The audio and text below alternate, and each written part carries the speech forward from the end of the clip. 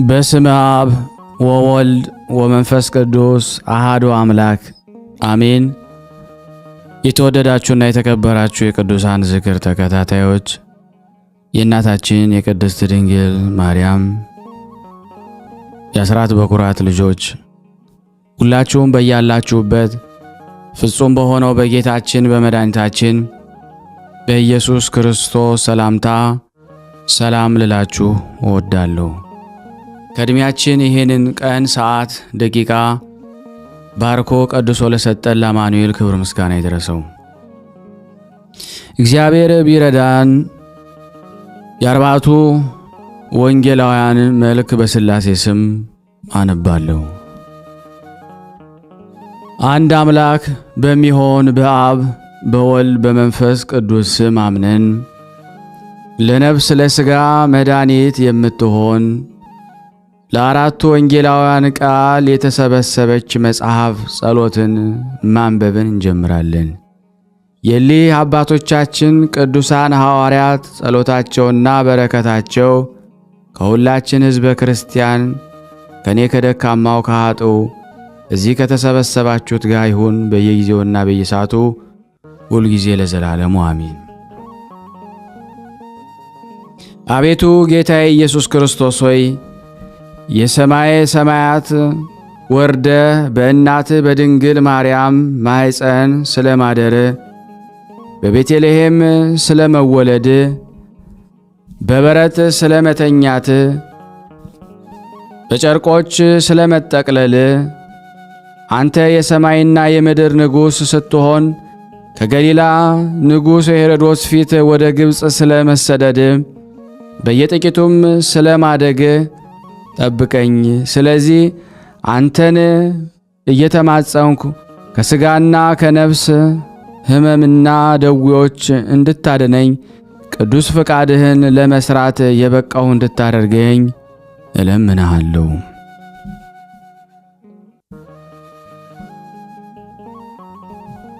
አቤቱ ጌታዬ ኢየሱስ ክርስቶስ ሆይ በመጥምቅ በቅዱስ ዮሐንስ እጅ ስለመጠመቅ ጠብቀኝ። በገዳም 40 ቀንና 40 ሌሊት ጾመ ጸላኤ ሰናያትን ዲያብሎስን ድል ነሳኸው። እንደዚሁ የሥጋዬን ደዌያትና ጠላቶችህን ድል ንሳልኝ። የሚቃረኑኝንም እንዲሁ እንደ ሸክላ ዕቃ አድቅቃቸው እንጂ አታድሳቸው፣ ለቅሶም አያገኛቸው። የእኛ ግን ፍጹም ደስታን ትሰጠን ዘንድ ለምንሃለን።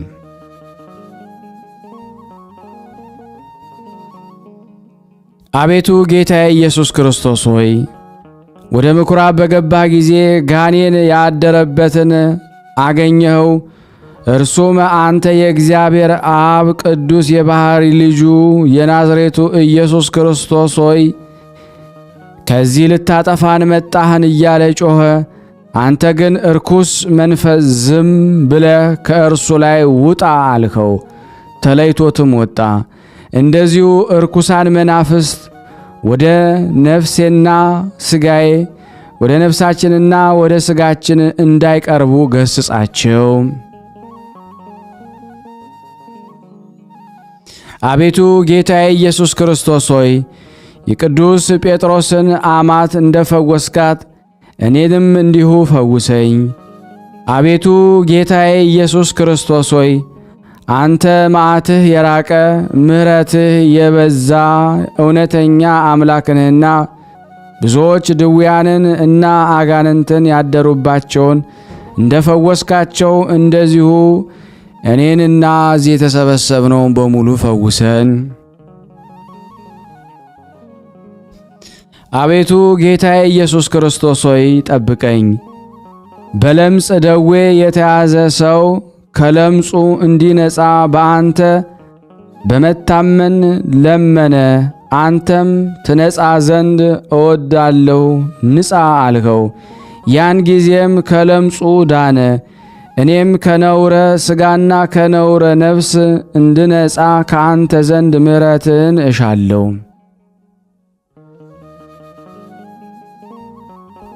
አቤቱ ጌታዬ ኢየሱስ ክርስቶስ ሆይ ጠብቀኝ። በቃሬዛ ተሸክመው ያመጡትን ሕሙም ወዳለህበት መግባት ባልቻሉ ጊዜ የቤቱን ክዳን ቀደው ከእኔ ቃሬዛው ወደ ታች አወረዱት። አንተም ኃጢአት ተሰረዮልሃልና አልጋህን ተሸክመ ወደ ቤትህ ሂድ እንዳልከው እኔንም ከሕመም አልጋዬ አንሳኝ። አቤቱ ጌታዬ ኢየሱስ ክርስቶስ ሆይ ጠብቀኝ።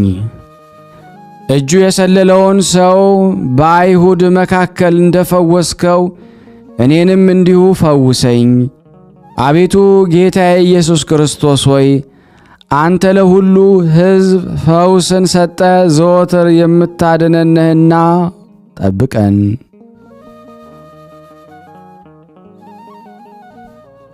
አቤቱ ጌታዬ ኢየሱስ ክርስቶስ ሆይ ደቀ መዝሙርት ማዕበልን ፈርተው ስለለመኑ ጸሎታቸውንም ስለሰማ ባሕርን ጸጥ በይ ብለህ ገሠጽካት።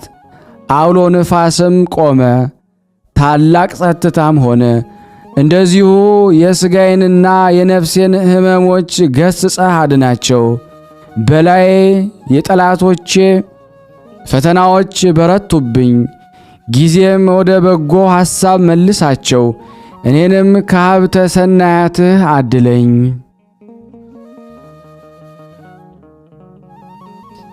አቤቱ ከድንግል ማርያም ከሥጋዋ ሥጋ ከነፍሷ ነፍስ ነስተ ሰው የሆንክ የሕያው እግዚአብሔር አብ የባሕሪ ልጁ ጌታዬ ኢየሱስ ክርስቶስ ሆይ ጋኔን ያደረበት ከሩቅ አይቶ ሰግዶ የልዑል እግዚአብሔር አብ የባሕሪ ልጁ ናዝራዊ ኢየሱስ ሆይ እንዳታሰቃየኝ በሕያው አምላክነት አምልሃለሁ እያለ ለመነ። አንተም ክፉ ጋኔን ከእርሱ ውጣ ብለህ እንዳዘዝከው ያም ጋኔን ወጣ። አቤቱ ጌታዬ ሆይ እንደዚሁ ክፉዎች አጋንንት ወደ ነፍሴና ሥጋዬ እንዳይቀርቡ ገሥጻቸው።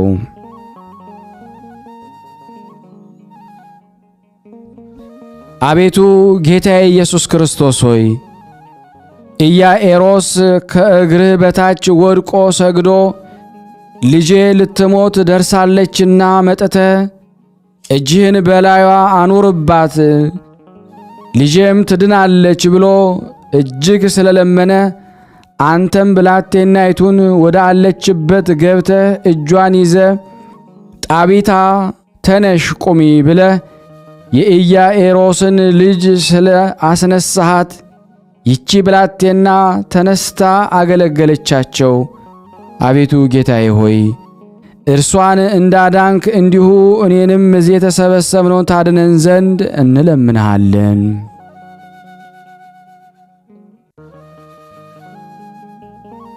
አቤቱ ጌታዬ ኢየሱስ ክርስቶስ ሆይ ከዚህ ዓለም መከራና ከጽኑ ሕመም ከክፉ ደዌያት ሁሉ እኔንና እዚህ የተሰበሰብነውን ባሮችን ታድነን ዘንድ ከእግርህ በታች ወድቀን እየሰገድን እንማልድሃለን። አቤቱ ጌታዬ ኢየሱስ ክርስቶስ ሆይ ደም ይፈሳት የነበረችውም ሴት የልብሱን ዘርፍ ብዳስሰው እድናለሁ ብላ በመታመን የልብስህን ዘርፍ በዳሰሰች ጊዜ አንተ ልጄ ሃይማኖትሽ አዳነሽ በሰላም ሂጂ ብለ እንደ ፈወስካት እኔንም እንደ እርሷ በልዕልና በዓይነ ልቦና እያየሁ የልብሱን ዘርፍ ከዳሰስኩ እድናለሁ ብዬ በዕዳው ሕሊና እንደ ዳሰሳለሁና በጸድቄ አይደለም በመታመኔ ሃይማኖትህ አዳነችህ በለኝ።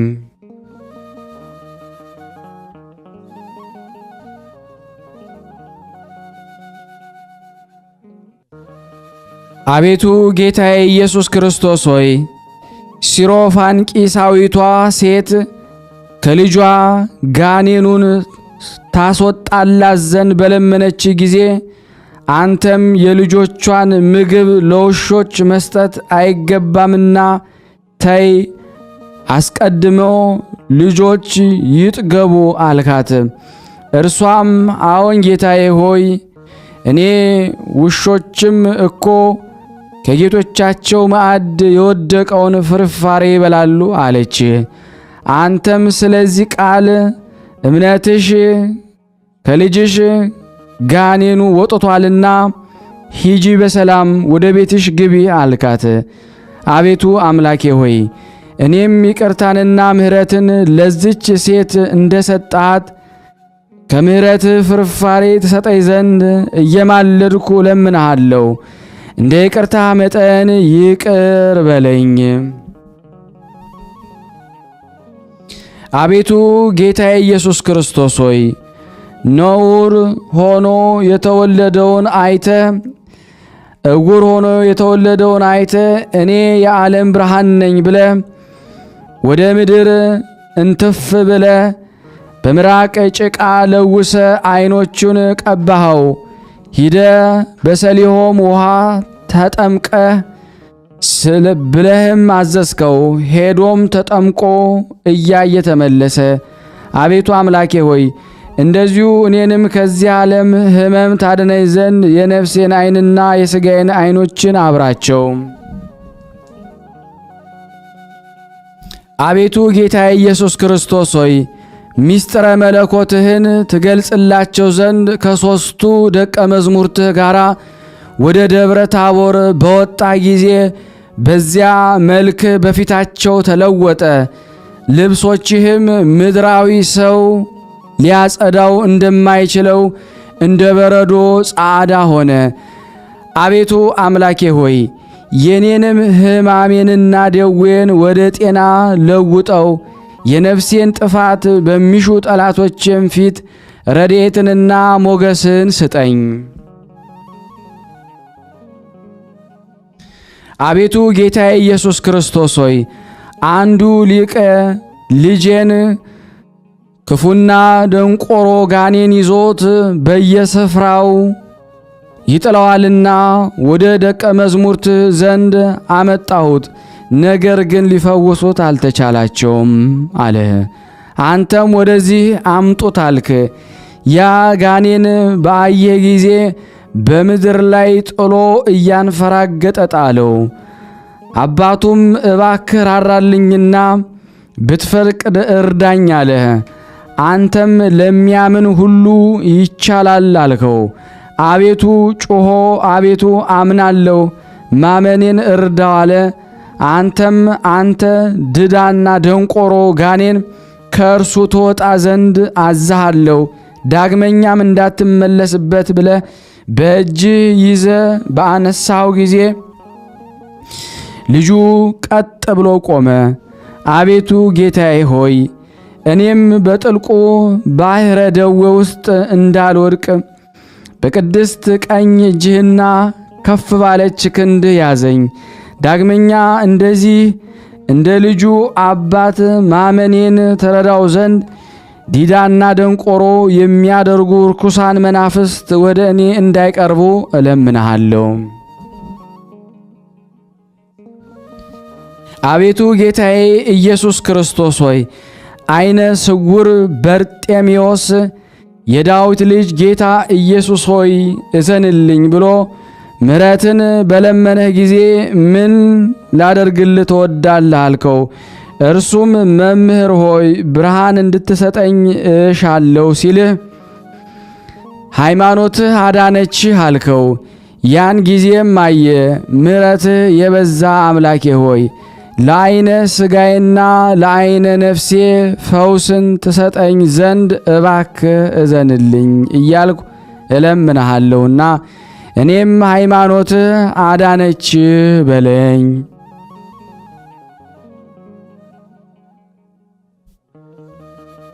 አቤቱ ጌታዬ ኢየሱስ ክርስቶስ ሆይ ወደ ሰርግ ቤት ገብተ ውሃውን ወይን ጠጅ አደረክ።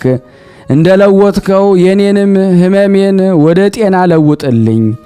አቤቱ ጌታዬ ኢየሱስ ክርስቶስ ሆይ አንተ በቃልህ እሊያን ጋኖች እስከ አፋቸው ድረስ ውሃን ሙሏቸው ብለሃልና ምስጋናህን አቀርብ ዘንድ በእኔ አፍ ምስጋናህን ሙላ።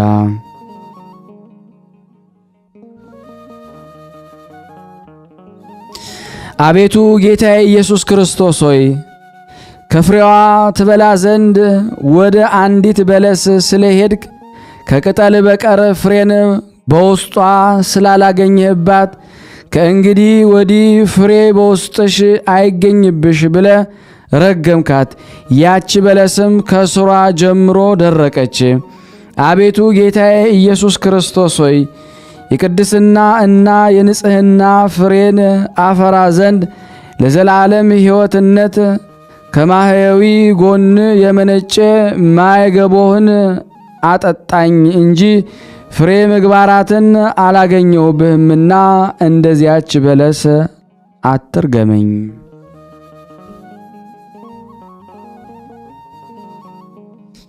አቤቱ ጌታዬ ኢየሱስ ክርስቶስ ሆይ የመቶ አለቃው እነሆ ልጄ ታሞ ሊሞት ደርሷል ብሎ ታድንለት ዘንድ ለመነ። አንተም ልመናውን ሰምተ ልጁን ታድንለት ወደ ቤቱ ስትሄድ፣ እርሱ ግን አቤቱ አንተ ከቤቴ ክዳን በታች ትገባ ዘንድ አይገባኝም፣ ብቻ በቃልህ እዘዝ ልጄም ይድናል ብሎ ላከበ። አንተም ይህን የመቶ አለቃውን ትሕትናን የተመላ ልመናውን ሰምተ ሃይማኖቱን አደነክ፣ ልጁንም አዳንክለት። አቤቱ ጌታዬ ሆይ እኔም እንደ እርሱ አቤቱ አንተ ከቤቴ ክዳን በታች ትገባ ዘንድ አይገባኝም፣ ብቻ በቃልህ እዘዝ ከደዌም እድናለሁ ብዬ በመታመን እለምንሃለሁ። ይህንን የምለምንን ስለ ኦርቶዶክሳዊት ምግባሬ ነው እንጂ ስለ ደካማይቱ ምግባሬ አይደለም። ጌታዬ አቤቱ ጌታዬ ኢየሱስ ክርስቶስ ሆይ ከታመመ 38 ዓመት የሆነውን አንድ ሰው መጻጉዕን በአየኸው ጊዜ ልትድን ትወዳለህን አልከው። መጻጉዕም ወደ መጠመቂያው የሚያወርደኝ ሰው የለም፣ በወረድኩም ጊዜ ሌላው ቀድሞኝ ይወርዳል አለህ። መዓትህ የራቀ ምሕረትህ የበዛ አንተም ተነስ አልጋህን ተሸክመ ወደ ቤት ሂደ አልኸው። ያን ጊዜ ድኖ ተነሳ። አቤቱ ጌታዬ ሆይ እኔም ታምሜ ከተኛሁበት አልጋዬ ላይ ታነሳኝ ዘንድ እለምንሃለሁ። አቤቱ ጌታዬ ኢየሱስ ክርስቶስ ሆይ አንተ ታላላቅ ድንቆችን ታደርጋለህና በእኔ ላይ ምሕረትን ግለጥ። አንተ ወደ እኔ ካልወጣ ሐኪሞች ስንኳን ሊፈውሱኝ አይችሉምና የታመምኩ እኔን ፈውሰኝ። አቤቱ ጌታዬ ኢየሱስ ክርስቶስ ሆይ ከመቃብር ስላስነክሰኸው አልዓዛር እህቱ ማርታ አንተ እዚህ ኑረ ቢሆን ወንድሜ ባልሞተም ነበር አለችው። አንተም ወንድምሽ ይነሳል አልካት። ማርታም በመጨረሻው ቀን ሁላቸው ሙታን በሚነሱ ጊዜ እንደሚነሱ አውቃለሁ አለችው። አንተም ሙታንን የማነሳቸው አዳኝ እኔ ነኝ፣ የሚያምንብኝ ቢሞት ይድናል፣ ሕይወት ያለው የሚያምንብኝም ሁሉ ለዘላለም አይሞትም። ይህን ታምኛለሽን አልካት። እርሷም አቤቱ አንተ ወደ ዓለም የመጣ የእግዚአብሔር አብ የባሕሪ ልጁ ክርስቶስ እንደሆንኩ አምናለሁ አለች። በዚያች ጊዜ ወደ ባሕሪ አባት ጸለይክ። ከጸለይክ በኋላ አልዓዛር አልዓዛር ና ወደ ውጭ ውጣ ብለ በታላቅ ድምፅ በጠራህ ጊዜ ሞቶ የነበረ አልዓዛር እጅ እግሩ ታስሮ ፊቱም በሰበን ተጠቅልሎ እንደተገነዘም ወጣ። እንግዲህ ፍቱትና ይሂድ ዘንድ ተውት አልካቸው። አቤቱ ጌታዬ ሆይ እኔንም በስልጣን የመታመን ባሪያ ነኝና ከውድቀቴ አንስተ ከማእሰረ ኃጢአቴ ተፈታን ዘንድ እንለምናለን። አቤቱ ጌታዬ ኢየሱስ ክርስቶስ ሆይ ማርያምን ተእፍረት በደሏን ይቅር ትላት ዘንድ ራስህንና እግርህን በእንባዋ አርሳ በጠጉሯም እያሸች ሽቱ በቀባች ጊዜ አንተ ለደቀ መዝሙርት ይችን ወንጌል በሰበኩባት በሁሉም ዓለም ውስጥ እርሷን እያሰቡ ያደረገችውን ይነግሯታል ብለ ኃጢአቷን ይቅር አልካት። አቤቱ ጌታዬ ሆይ እኔንም እንደ እርሷ በመጽሐፈ ሕይወት ውስጥ ጻፈኝ። አቤቱ ጌታዬ ኢየሱስ ክርስቶስ ሆይ 18 ዓመት ጎብጣ ቀጥ ብላ መቆም የማትችል መበለትን ከደዌሽ ድነሻል ብለ እጅህን በላዋ እግርህ ያን ጊዜም ዳነች።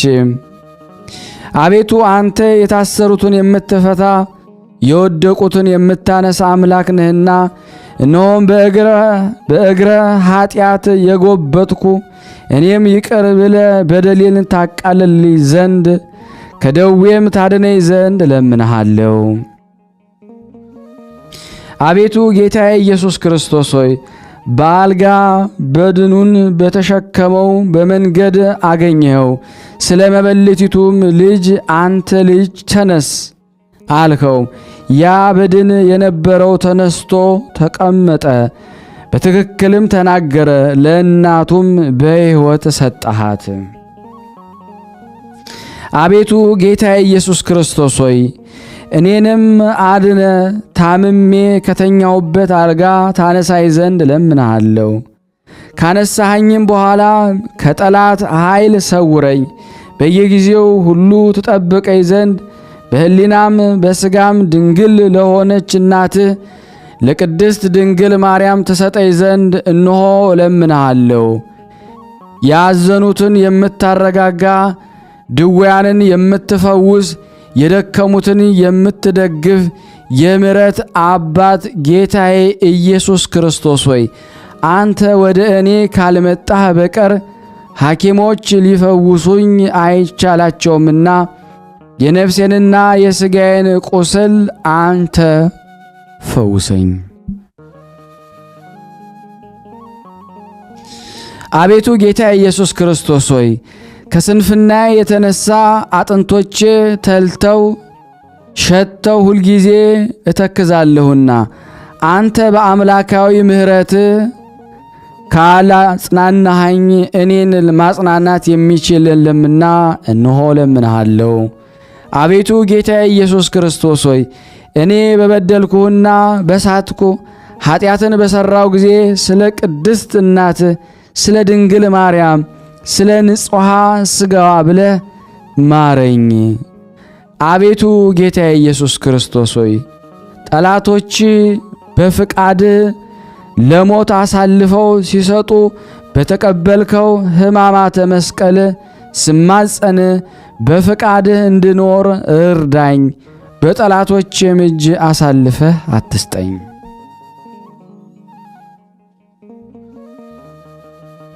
አቤቱ የደቀ መዝሙርትን እግር እንዳጠብክ ከኃጢአት አጥበ ከበደሌ አንጻኝ። ቅዱስ ሥጋህና ክቡር ደም መንፈሳዊ ሕይወትን የሚሰጥ ስለሆነ ከመለኮታዊ የቸርነት ማዕድ መግበኝ። ከማህያዊ የይቅርታ ወይንህም አጠጣኝ። አቤቱ ጌታዬ ሆይ ወደ ልዑል የባሕሪ አባት ትለምነን ዘንድ ወደ ጌቴ ሰማኒ ስለ መግባትህ እንሆ ኃጢአቴን ይቅር በለኝ፣ ስለ ምግባሬም ችላ አትበለኝ እያልኩ ወደ አንተ እለምናለሁ።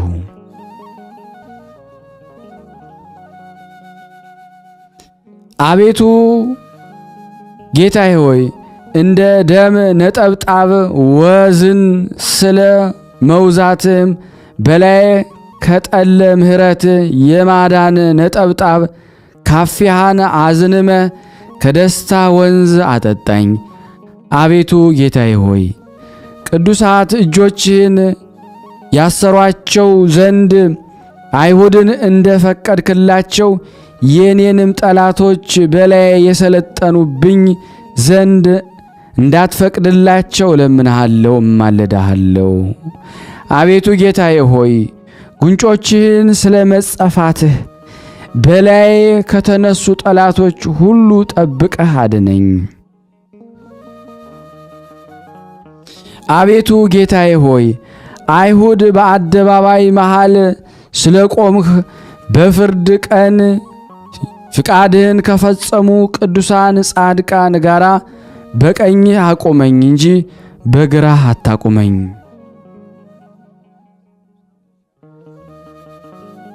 አቤቱ ጌታ ሆይ እንደ በደለኛ ስለ መመርመርህም ኃጢአቴን እንደ ግንብና እንደ ሕንፃ አፍርሰው እንጂ በሚያስፈራ የፍርድ ቀን ስለ ምግባሬ አትመርምረኝ።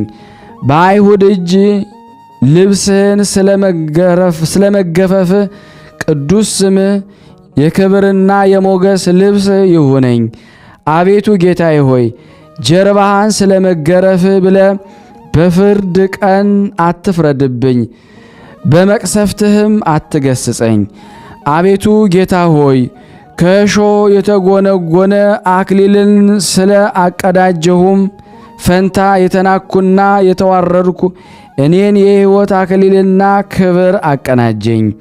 አቤቱ ጌታዬ ሆይ ራስህን ስለ መቱሁም ፈንታ በዘንግ በመመታት ከሚመጣ ፈተና ሁሉ አድነኝ።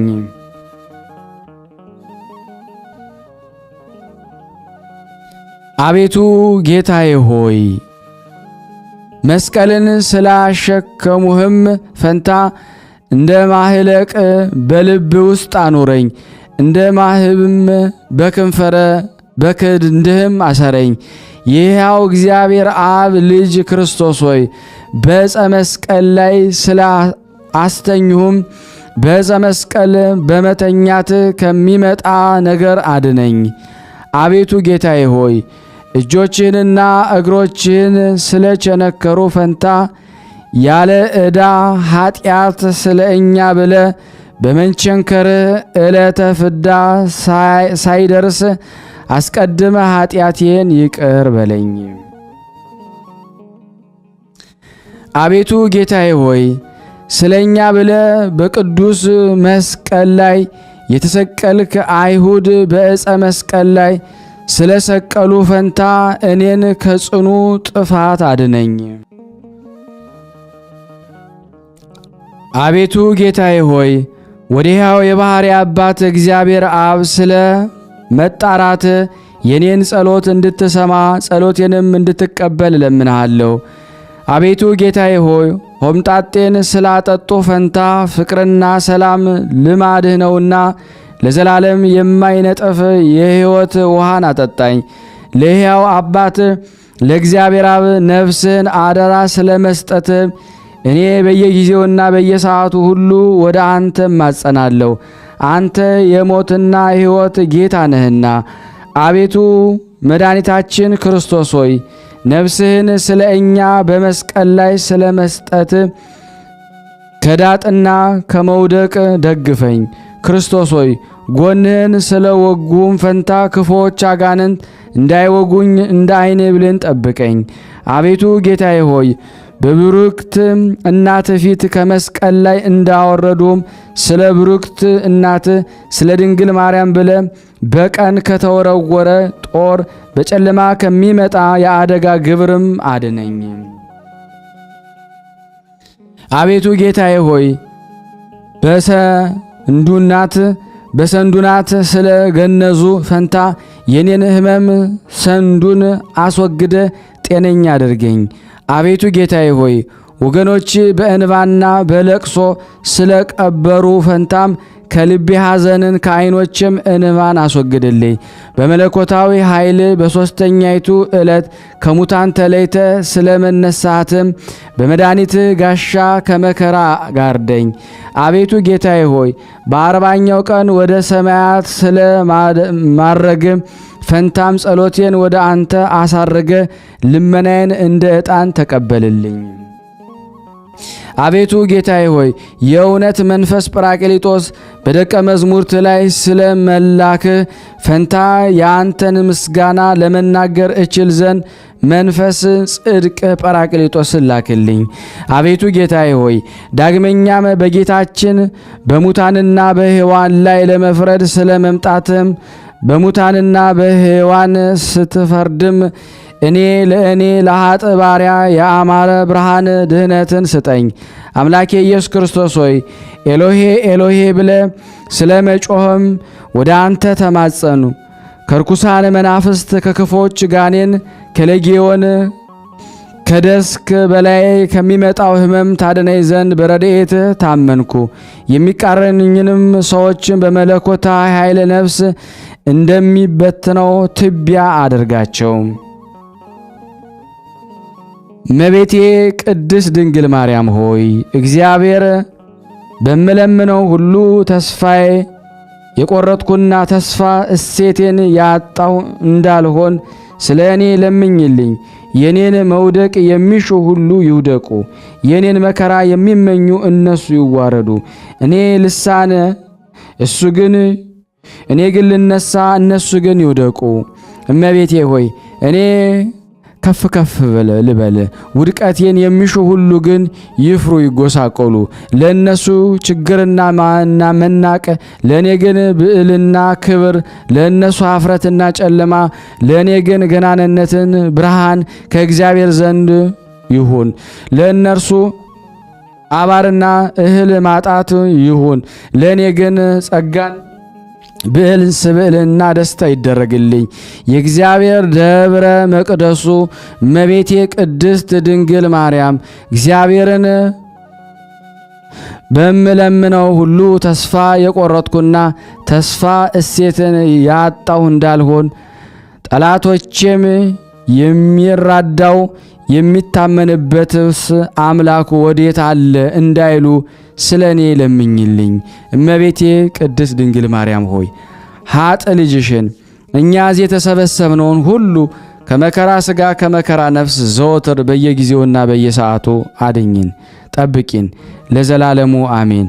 ስናቀርብ የጎደለውን የነጠበውን በአፈ መላእክት አሟልቶ አቃንቶ ዚያር ይቀበልልን። የቅዱሳን የአራቱ ወንጌላውያን የጌታ አገልጋዮች ረድኤት በረከት በእኔ በደካማው በእናንተ በሁላችን ላይ ጸንቶ እንዲኖር የእግዚአብሔር በጎ ፍቃድ ይሁን አሜን። ለዘላለሙ አነሳስቶ ላስጀመረን አስጀምሮ ላስፈጸመን ለልዑል እግዚአብሔር ክብር ምስጋና ይድረሰው። በአንድነት ሆነን አባታችን ሆይ እንበል። አባታችን ሆይ በሰማያት የምትኖር ስምህ ይቀደስ፣ መንግሥትህ ትምጣ፣ ፈቃድህ በሰማይ እንደሆነች እንዲሁም በምድር ትሁን። የዕለት እንጀራችንን ስጠን ዛሬ፣ በደላችን ይቅር በለን እኛም የበደሉንን ይቅር እንደምንል፣ አቤቱ ወደ ፈተና አታግባን ከክፉ ሁሉ አድነን እንጂ መንግሥት ያንተ ናትና ኃይል፣ ክብር፣ ምስጋና ለዘላለሙ አሜን። እመቤታችን ቅድስት ድንግል ማርያም ሆይ በመልአኩ ቅዱስ ገብርኤል ሰላምታ ሰላም እንልሻለን። በሐሳብሽ ድንግል ነሽ፣ በሥጋሽም ድንግል ነሽ። የአሸናፊ እግዚአብሔር እናቱ ሰላምታ ላንቺ ይገባሻል። ከሴቶች ሁሉ ተለይተሽ አንቺ የተባረክሽ ነሽ፣ የማኅፀንሽ ፍሬ የተባረከ ነው። ጸጋን የተሞላሽ ቅድስት ሆይ ደስ ይበልሽ፣ ልዑል እግዚአብሔር ከአንቺ ጋር ነውና ተወደደው ልጅሽ ከጌታችን ከመድኃኒታችን ከኢየሱስ ክርስቶስ ዘንድ ይቅርታና ምሕረትን ለምኝልን ኃጢአታችን ያስተሰርይን ዘንድ ለዘላለሙ አሜን። ምስጋና ይሁን አንድ አምላክ ለሚሆን ለአብ ለወልድ ለመንፈስ ቅዱስ ዛሬም ዘወትርም ለዘላለሙ አሜን። ያቀረብነውን ጸሎት ልመናችን እግዚአብሔር ይቀበል እንደ ቸርነቱ ነው እንጂ እንደኛ ኃጢአት ብዛት አይሁን። የቅዱሳኑ ረድኤት በረከት በእኔም በእናንተ ላይ ጸንቶ ይኑር። የተወደዳችሁ የቅዱሳን ዝክር ተከታታዮች ይህን ቪዲዮ ሼር በማድረግ ለታመሙት፣ ለተጨነቁት፣ በሆስፒታል ላሉት፣ መጽናናትን ላልቻሉ ሁሉ ይሄ ቃል የሚያድን ቃል የሚያጽናና ነው።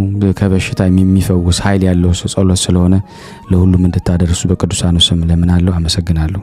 እግዚአብሔር ቢፈቅድ የእሱ በጎ ፍቃድ ቢሆን በሥላሴ ስም የሐዋርያውን የቅዱስ ዮሐንስ ወልደ ነጎድጓድን ገድል በሥላሴ ስም አነባለሁ። በስመ አብ ወወልድ ወመንፈስ ቅዱስ አሐዱ አምላክ አሜን። አቤቱ ቅድመ ዓለም የነበርክ ዛሬም ያለ ለዘላለሙ ባንተነት ጸንተህ የምትኖር አምላክ ሆይ ለክቡር መስቀል ምስጋና እናቀርባለን። ወልደ ነጎድጓድ ዮሐንስ ሆይ ሰላም እንልሃለን። አቡ ቀለመሲስ ዮሐንስ ሆይ ሰላም እንልሃለን። ታጎሎስ ወይም ነባቢ መለኮት ዮሐንስ ሆይ ሰላም እንልሃለን። የጌታ ባለሟል ዮሐንስ ሆይ ሰላም እንልሃለን። ድንግሉ ዮሐንስ ሆይ ሰላም እንልሃለን። ወንጌላዊ ዮሐንስ ሆይ ሰላም እንልሃለን። በሕፅነ ኢየሱስ የተቀመጥክ ዮሐንስ ሆይ ሰላም እንልሃለን። ወደ ኤፌሶን መንገድ ሄደን ወደ ከተማውም በገባን ከከተማው አስቀድሞ ከሚገኝ የአርዳሚስ ማደሪያ ከሚባል ቦታ ተቀመጥን። ዲዮስቆሮስ ለተባለው ሀገረ ገዥም ደግሞ መታጠቢያ ነበረው። አባቴ ዮሐንስም ልጄ ሆይ ከዚህ ሀገር አንዱንም አታውቅም፣ እኛ ማነን? ያየነውንም ምንም የለም። እግዚአብሔር እንድንገልጥ እንድናስተምርም መንገድ እንድናገኝ ይሻልና አለኝ። ይህን ነገር ሲነግረኝ የምታስፈራ ሴት ወደኛ መጣች። ይህችም ንጽህናን የምታድል ቤተ ክርስቲያን ናት። ሴትዮዋም ዓለማውን ልጆች ያልወለደች መካን ነበረች። እንደ ሴት በቅሎም ስጋዋ ግዙፍ ነው። በኃይሏም ትተማመን ነበረ። በመታጠቢያው ቤቱ የሚላላኳት አገልጋዮችን በእጆቿ ትመታቸው ነበረ። ለአንድ ሰዓት ያርፉ ዘንድ አታሳረፋቸውም ነበረ። ስለዚህች ሴት ይነጋገሩ ነበረ። ጠብ ወጥታም ደግሞ ትጋደል ነበረ። በእጆቿም በኃይል ድንጋዮቹን ተወረውር ነበረ። እርሷም በተግባሯ ትመካ ነበረ። ጥበበኛ እንደሆነችም ታስብ ነበረ። ወደ እርሷ የሚመለከቱትን ታስታቸው ዘንድም ትጋጊያጥ ወይም ትኳኳል ነበረ። ተቀምጠን ሳለን ወደ እኛ በተመለከተች ጊዜ ልብሳችንን የጎሰቆለ ነበረ። በልቧም አዘነች። እኛም ነጋዴዎች እንደሆንን አሰበች። ትረዳቸው በመታጠቢያም ቤቱ እንድንደክም አደረገች። አባቴ ዮሐንስ ሰውዬ ሆይ ከወዴት ነህ አለችው። እኔ ሩቅ ሀገር ነኝ አላት። ወገኖችስ ከየት ናቸው አለችው። እኔ ክርስቲያን ነኝ አላት። ለመታጠቢያ ቤቱ አንዳጅ ለመሆን ትፈልጋለህን? እኔ ደሞዝን እሰጣለሁ አለችው። እርሱም እሺ አላት። ወደ እኔ መለስ ብላ አንተስ ምን ትላለህ አለችኝ። አባቴ ዮሐንስን ወንድሜ ነው አላት። መታጠቢያ ቤቱን የሚያጸዳዳ እንዲሆን እሻለሁ አለችው። በአንድነትም ወደ መታጠቢያው ቤቱ አመጣችን። አባቴ ዮሐንስን የመታጠቢያ ቤቱ አንዳጅ አደረገችው፣ እኔንም አጣቢ አደረገችኝ። 3 ህብስትም ሰጠችን። 4 ቀን ያህልም ተቀመጠን። አባቴ ዮሐንስ ማንደድ አልቻለበትም። ይዛም ከመሬት ጣለችው።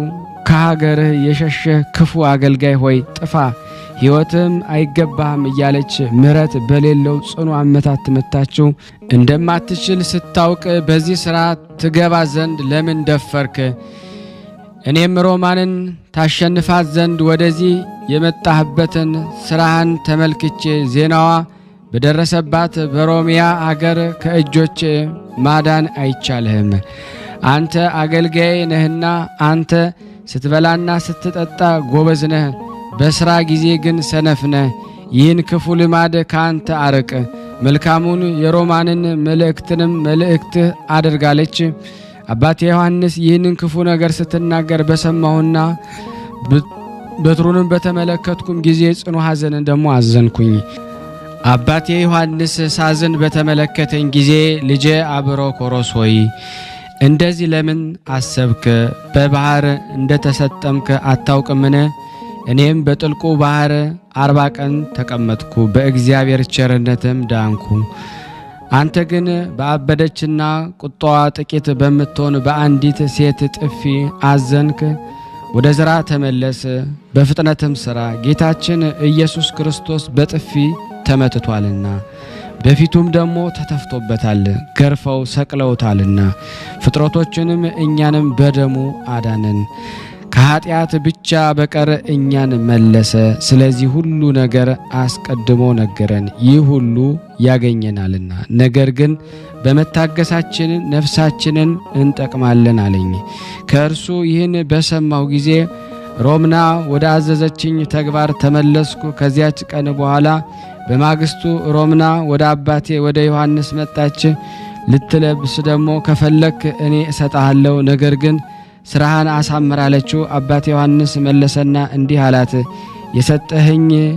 የሰጠሽኝ ይበቃኛል፣ ስራዬንም አሳምራለሁ አላት። እርሷም የተሰበሰቡት ለምን ይሰድቡሃል? ስራህን ስለማታሳምር ነው እንጂ አለችው። እርሱም መለሰና እንዲህ አላት፣ በመጀመሪያ ይህ ጥበብ አልነበረኝም፣ ስለዚህ ዕውቀቴ ጥቂት ነው።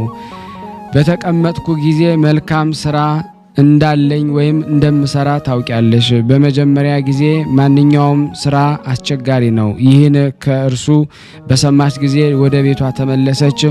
ሁሉን የሚጠላ ሰይጣን በሮምና አምሳል ለአባቴ ለዮሐንስ ተገለጠ። ሰነፍ ሆይ ስራህን ለምን አታሳምርም? እነሆ ስራ አበላሸ። እታገስ ዘንድ አይቻለኝም።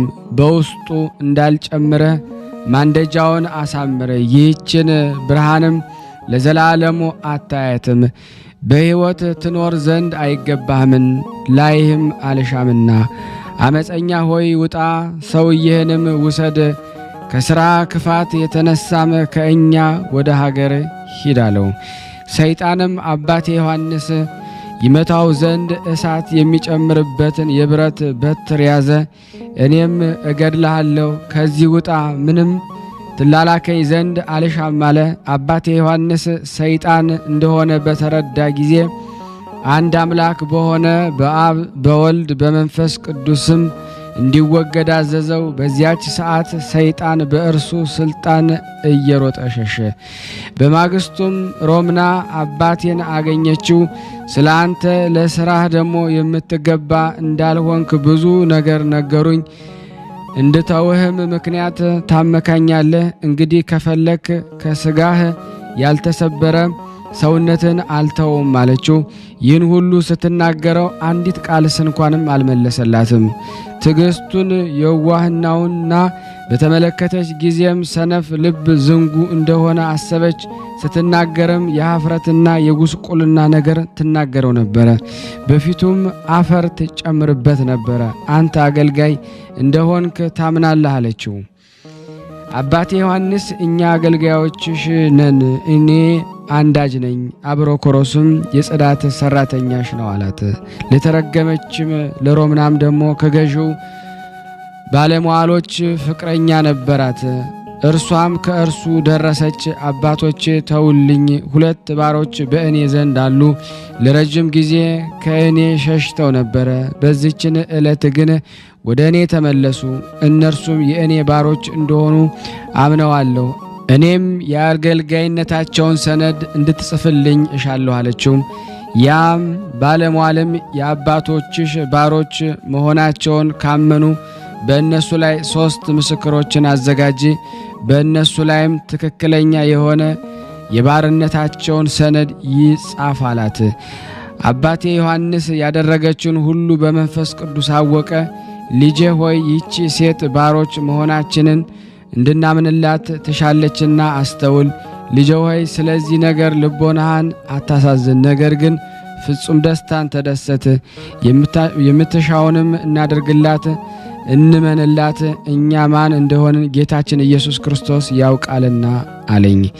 አባቴ ዮሐንስ ትእዛዙንም ሳይፈጽምም ሮምና በታላቅ ኃይል መጣች። አባቴ ዮሐንስንም ያዘችው። አገልጋይ ሆይ ለምን ትሸሻለህ?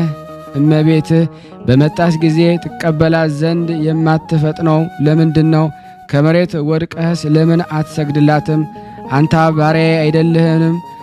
አገልጋይ ሆይ ሸሽልኝ አለችውና በጥፊ መታችው። እስኪ ንገረኝ አለችው። እርሱም እኛ አገልጋይሽ ነን፣ እኔ እሳት አንዳጅ ነኝ፣ አብሮኮሮስም ጽዳት ሰራተኛሽ ነው አላልሁሽምን አላት። ዳግመኛም ቃሏን ደገመች። የማን ባሮች ናችሁ ንገሩኝ አለቻቸው። አባት ዮሐንስ እኛ በአንድነት አገልጋዮችሽ እንደሆንን 3 ጊዜ አረጋገጥኩልሽ አላት። እርሷም 3 ምስክሮች ካሉበት ከሀገሩ ምኩራብ አደረሰችን። የባርነትንም ጽሑፍ በእኛ ላይ አጻፈች። አስቀድማ በምትቀመጥባት በዚያች መታጠቢያ የጋኔን ኃይል ነበረ። በሰራተኞች በምትሰራበት ጊዜ በመሰረቷ ውስጥ ሴት ልጅ አደረጉ። በሕይወት እንዳለች በላይ ሰሩባት። ከዚህ ተግባር የተነሳ የአጋንንት ኃይል ነበረባት። በየዓመቱም ሰይጣን በመታጠቢያው ቤት የሕያዋይቱን ነፍስ ያነቃት ነበረ። የመታጠቢያውም ባለቤት ዲዮስቆሮዶስም እንደዚህ የሚሆንባቸው ዕለታት ያውቃቸው ነበረ። መልኩ ፍጹም ያማረ ልጅም ነበረው። ስሙም ዶማስ ይባል ነበረ። ዕድሜውም 12 ዓመቱ ነበረ። አባቱ የሰይጣን ተግባር በሚከናወንበት በዚያ ዕለት ከመታጠቢያ ቤት እንዳይገባ ይከለክለው ነበረ። በመታጠቢያው ቤት 3 ወር ከቆየ በኋላ የዲዮስቆሮዶስ ልጅ ብቻውን ይታጠብ ዘንድ ወደ መታጠቢያው ቤቱ መጣ። እኔም እንደተለመደው ለመታዘዝ ከእርሱ ጋር ገባው። እርሱም ደግሞ ቀድሞ ይገባ። ሰይጣንም ያዘውና አንቆ ገደለው። አገልጋዮቹ በተረዱ ጊዜ ወዮልን፣ ወዮት አለብን፣ ጌታችን ሞቷልና እያሉ ወጡ። ሮምናም በሰማች ጊዜ ልብሶቿን ቀደደች፣ የራስ ጸጉሯንም ደግሞ አከከች። ወዮልኝ፣ ወዮት አለብኝ፣ ጎስቋላዋ እኔ ምን እላለሁ? ይኸው ደግሞ በዲዮስቆሮዶስ ፊት የምቆምበት ስለምወደው ስለ ልጁ ሞትም የምናገርበት ምን ኃይል አለኝ? እርሱ ሞቷልና አለች። ሌላም ብዙ ተናገረች። በምኩራቡም ወደ አሉት ጣዖታቶችም ጮኸች። ዲዮርዳሚስ ሆይ እርዳኝ፣ ልመናዬንም ስማኝ። ጌታዬ ዶማስንም አደንልኝ። እኛ የኤፌሶን ሰዎች ሁላችንም አንተ ዓለምን ሁሉ የምታረጋጋ እንደሆንክ እናውቃለን። የራስ ጸጉሯን እያከከች ከ3 ሰዓት ጀምራ ለ3 ሰዓት ቆየች። እርሷም ታለቅስ ነበረ። ብዙ ሰዎች ተሰበሰቡ። ከእነሱ ስለዚያ ልጅና ስለ ሮምና ሐዘንና ደግሞ ለቅሶ የሚያዝኑ ብዙዎች ነበሩ። አባቴ ዮሐንስ ከሚያነድበት ቦታ ወጣ። ልጅ አብሮኮሮስ ሆይ በዚህ አገር ለምን ጩኸት ነው? ሴትዮዋስ የት ናት አለኝ። ሮምናም ደግሞ ሲያነጋግረኝ በተመለከተች ጊዜ ፈጥና ያዘችው። ጠንቋይና አመፀኛ ሰው ሆይ በአንተና በጥንቁልና ምክንያት አማልክት ራቁ፣ ልመናዬንም ደግሞ አልሰሙኝም አለችው። አባቴ ዮሐንስንም በጥፊ መታችው፣ እንዲህም አለችው፣ ሰነፍ አገልጋይ ሆይ በእኔ ላይ ደግሞ ትዘባበት ዘንድ ደረስክ። ጌታዬ ምን ስላገኘው ትዘባበታለህ? ሰነፍ ባሪያ ሆይ ምን ትላለህ? አለችው። አባቴ ዮሐንስ ይህን ቃል ከሮምና በሰማ ጊዜ ወደ መታጠቢያው ቤት ገባ። በሞተው ልጅ ራስ በኩል ቆመ። እርሱም ደግሞ ስላገኘው ነገር አደነቀ። መንፈስ ርኩስን ገሰጸው። ልጁም ነቃ። በትምህርተ መስቀል ፊቱን አማተበ። በእጁ ይዞም አስነሳው። በተሰበሰቡት በእኒያዚያ በጠላቶቹ መካከል በሕይወቱ ከመታጠቢያው ቤቱ አወጣው። ሮምናም ደግሞ ጌታሽን ውሰጂ፣ ምንም ችግር የለበትም፣ ሕያው ነው፣ ጤነኛ ነው፣ በጌታችን በኢየሱስ ክርስቶስ ኃይል ድኗል፣ ደህናም ሆኗል አላት። ሮምናም የተደረገውን ነገር በተመለከተች ጊዜ ደነገጠች፣ አእምሮዋንም ከእርሷ ተለየ። እርሷንና በዚያ ሲመለከቱ ደግሞ የነበሩትን ሁሉ እንቅጥቅጥና ፍርሃት ያዛቸው። አባቴ ዮሐንስ ያደረገውን ተአምራትን ተመለከቱ። ሮምናም ደግሞ ከፍርሃት የተነሳ ወደ አባቴ ወደ ዮሐንስ ፊት ደግሞ ማየት አልተቻላትም። በዚያ ሰው ደግሞ ላይ ክፉ ተግባራትን ሁሉ በማድረጌ ወዮልኝ፣ ወዮት አለብኝ፣ ዋሻው እንጂ የእኔን አገልጋይ አይደለም። በጥፊ በበትር ስለመታሁት በእኔ ላይ ይሁን አለች። ፈጽማ ማዘነች። አባቴ ዮሐንስ ወደ ሴትዮዋ ፊት ወደ አገኛት ሐዘንና ኀፍረት በተመለከተ ጊዜም እጇን ያዛት። አንድ አምላክ በሆነ በአብ በወልድ በመንፈስ ቅዱስ ስም እያለም ፊቷን በተከበረው ትምህርተ መስቀል ባረካት። ስለዚህ ሰውነቷ ጸጥ አደረገች፣ ነፍሷንም በቅዱስ ዮሐንስ ስልጣን ጣለች። አንተ ማን እንደሆንክ እንድታስረዳኝ እለምንሃለሁ። ይህን ማድረግ የተቻለህ እግዚአብሔር ወይ የእግዚአብሔር ልጅ ብትሆን ነው አለችው። ቅዱስ ዮሐንስም እኔ አንቺ እንደምትዩ እግዚአብሔር አይደለሁም፣ የእግዚአብሔር ልጅ አይደለሁም። ነገር ግን እኔ የእግዚአብሔር ልጅ ደቀ መዝሙሩ ነኝ፣ ካመንሽበትም አገልጋዬ ትሆኛለሽ አላት። ሮምናም መለሰችለት በመፍራትና በመንቀጥቀጥ እንዲህ አለችው፣ የቸሩ አምላክ አገልጋይ ሆይ በአንተ ላይ ያደረኩትን ክፉ ነገር፣ መሳደብን፣ ማዋረዴን፣ ሐሰት መናገሬን ይቅር በለኝ አለችው። ቅዱስ ዮሐንስ በአብ በወልድ በመንፈስ ቅዱስ ስም እመኚ፣ ይህ ተግባርም ይቅር እንዲባልልሽ አላት። ይቺ ሴትም መለሰችለት፣ የአምላክ አገልጋይ ሆይ ከአንተ በሰማሁት ሁሉ አምናለሁ አለች። የዲዮስቆሮዶስ አገልጋዮች አንዱም ፈጥኖ ልጁ እንደሞተና ዮሐንስ እንዳዳነው ነገረው። ብዙዎቹም ከእርሱ ጋር ተሰብስበው ነበረ። ዲዮስቆሮዶስም በሰማ ጊዜ ከመሬት ወደቀ፣ እንደሞተም በድን ሆነ። ያ አገልጋይም ሮምናን እያስተማረ ዶማስን ዮሐንስ ወደ አሉበት የመታጠቢያ ቤት ተመለሰ። ጌታዬ ዶማስ ሆይ ጌታዬ ዲዮስቆሮዶስ ሞተ አለው። ዶማስም አባቱ እንደሞተ በሰማ ጊዜ ከቅዱስ ዮሐንስ መጣና ገዢው አባቱ ወደ አለበት ሄደ። ወድቆ ደሞ ሙቶም ደሞ አገኘ። ወደ ቅዱስ ዮሐንስ ተመለሰና ከሞትኩ በኋላ ያስነሳኸኝ የቸሩ እግዚአብሔር አገልጋይ ሆይ እነሆ አባቴ ሞቷል፣ ዳግመኛ እርሱንም ይቅር ትለው ዘንድ እንለምንሃለን አለው። አባቴ ዮሐንስ አትፍራ፣ አባትህ ሞትን የሞተ አይደለም ሕያው ወይም ደህና ነው እንጂ አለው። አባቴ ዮሐንስ ከእርሱ ጋር አባት ወዳለበት ሄደ።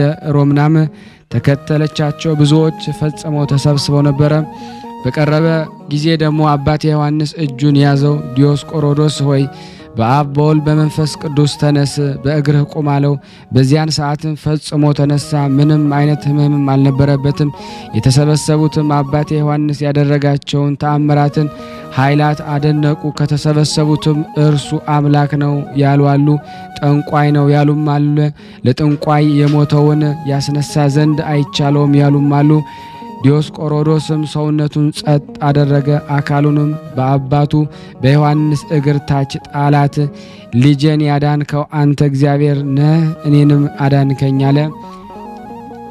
አባቴ ዮሐንስ አንተ እንደምታስበው አይደለሁም፣ እኔ አገልጋዩ ደቀ መዝሙሩ ነኝ እንጂ ከሕያው እግዚአብሔር ልጅ ከጌታዬ ከኢየሱስ ክርስቶስ ኃይል ውጪ እኔ ያዳንኩት የለም አለ። ዲዮስቆሮዶስም መለስ ብሎ ሰገደለት። እንድን ዘንድ ምን ላድርግ አዘዘኝ አለው። አባቴ ዮሐንስ በአብ በወልድ በመንፈስ ቅዱስ ስም እመንና ተጠመቅ ዘላለማዊ ሕይወትን ታገኛለህ አለ። ዲዮስቆሮዶስም እኔ በእጅህ ነኝ፣ ቤተሰቦችም በአንተ እጅ ናቸው፣ እንደወደድክ እዘዘኝ አለ። ዲዮስቆሮዶስም አባቴ ዮሐንስ ወደ ቤቱ አስገባው፣ ገንዘቡን ሁሉ አሳየው። ይህን ሁሉ ወስዶ እኔም ቤተሰቦችን ክርስቲያን አድርገን አለው። አባቴ ዮሐንስ መለሰ፣ እኔ ገንዘብ የምሻ የምፈልግ አይደለሁም፣ ያለንን ሁሉ ትተን አምላካችንን ተከተል ነው እንጂ አለው።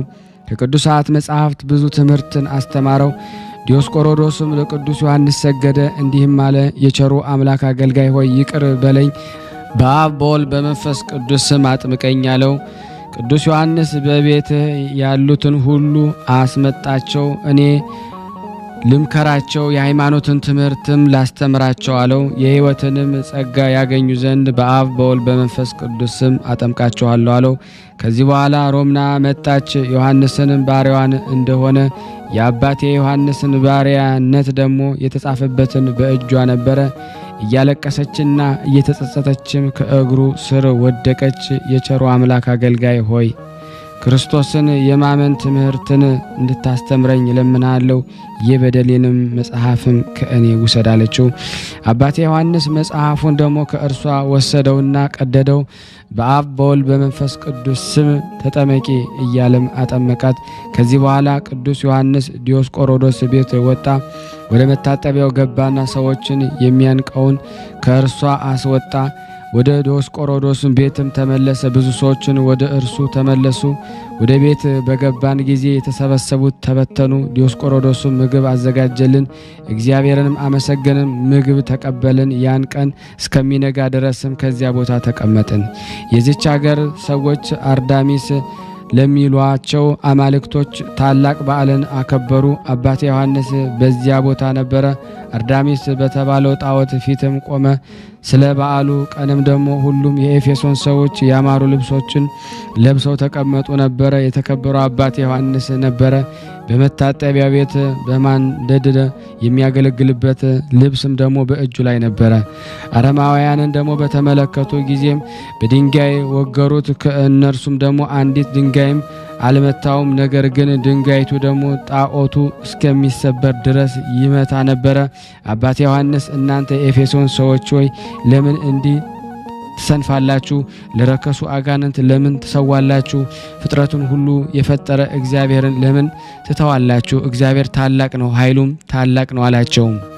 የሐዋርያው ቅዱስ ዮሐንስ ወልደ ነጎድጓድ በረከት በእኔ በእናንተ በሁላችን በሕዝበ ክርስቲያን ላይ ጸንቶ በእውነት ይኑር አሜን። ያለ ሐሰት የቀረብነውን ጸሎታችን ልመናችንን እግዚአብሔር ይቀበለን እንደ ቸርነቱ ነው እንጂ እንደኛ ኃጢአት ብዛት አይሁን። አቤቱ ቅድመ ዓለም የነበርክ ዛሬም ያለ ለዘላለም በአንተነት ጸንተ የምትኖር አምላክ ሆይ ለክቡር መስቀል ምስጋና እናቀርባለን። ወልደ ነጎድጓድ ዮሐንስ ሆይ ሰላም እንልሃለን። አቡነ ቀለመሲስ ዮሐንስ ሆይ ሰላም እንልሃለን። ታጎሎስ ነባቢ መለኮት ዮሐንስ ሆይ ሰላም እንልሃለን። የጌታ ባለሟል ዮሐንስ ሆይ ሰላም እንልሃለን። ድንግሉ ዮሐንስ ሆይ ሰላም እንልሃለን። ወንጌላዊ ዮሐንስ ሆይ ሰላም እንልሃለን። በሕፅነ ኢየሱስ የተቀመጥክ ኢየሱስ ዮሐንስ ሆይ ሰላም እንልሃለን። አሜን። ያቀረብነው ጸሎት ልመናችን ተቀበለን ዘንድ በአንድነት ሆነን ቅዱስ የሆነውን ስምን አባታችን ሆይ እንላለን። አባታችን ሆይ በሰማያት የምትኖር ስምህ ይቀደስ፣ መንግስትህ ትምጣ፣ ፈቃድህ በሰማይ እንደሆነች እንዲሁም በምድር ትሁን። የዕለት እንጀራችንን ስጠን ዛሬ፣ በደላችን ይቅር በለን እኛም የበደልነውን ይቅር እንደምንል። አቤቱ ወደ ፈተና አታግባን ከክፉ ሁሉ አድነን እንጂ መንግስት ያንተ ናትና ኃይል፣ ክብር፣ ምስጋና ለዘላለሙ አሜን። እመቤታችን ቅድስት ድንግል ማርያም ሆይ በመልአኩ በቅዱስ ገብርኤል ሰላምታ ሰላም እንልሻለን። በሐሳብሽ ድንግል ነሽ፣ በስጋሽም ድንግል ነሽ። የአሸናፊ እግዚአብሔር እናት ሆይ ሰላምታ ላንቺ ይገባሻል። ከሴቶች ሁሉ ተለይተሽ አንቺ የተባረክሽ ነሽ፣ የማኅፀንሽ ፍሬ የተባረከ ነው። ጸጋን የተሞላሽ ቅድስት ሆይ ደስ ይበልሽ፣ ልዑል እግዚአብሔር ከአንቺ ጋር ነውና ከተወደደው ልጅሽ ከጌታችን ከመድኃኒታችን ከኢየሱስ ክርስቶስ ዘንድ ይቅርታና ምሕረትን ለምኝልን ኃጢአታችንን ያስተሰርይልን ዘንድ ለዘላለሙ አሜን። ምስጋና ይሁን አንድ አምላክ ለሚሆን ለአብ ለወልድ ለመንፈስ ቅዱስ ዛሬም ዘወትርም ለዘላለሙ አሜን። የቅዱሳን ዝክር ተከታታዮች ሁላችሁም ሼር ላይክ በማድረግ ለምእመናን እንድታደርሱ በቅዱስ ጊዮርጊስ ስም ጠይቃቸዋል። ከዚህ በመቀጠል ደግሞ የጻድቁ አባታችን የአቡነ መልከ ጼዴቅን ገድላቸውን በሐምሌ 4 ቀን የሚነበበውን በሥላሴ ስም አነባ ነው።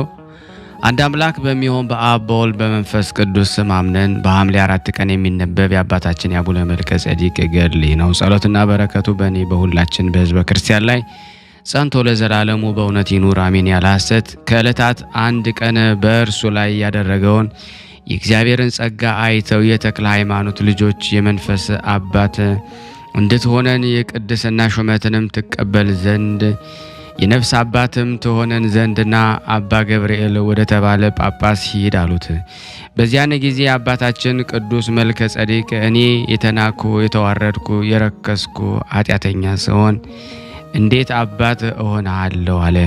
ይህንን ብሎ መሄድን እምቢ አላቸው። ያን ጊዜም ፈጽመው እያዘኑ ተመለሱ። ያን ጊዜም ጥያቄያቸውን አልተቀበላቸውምና ጌታችን መድኃኒታችን ኢየሱስ ክርስቶስ ወደ እርሱ መጥቶ ወንድሞችህ ቅዱሳን የጠየቁህን ለምን አትሰማቸውም አለው።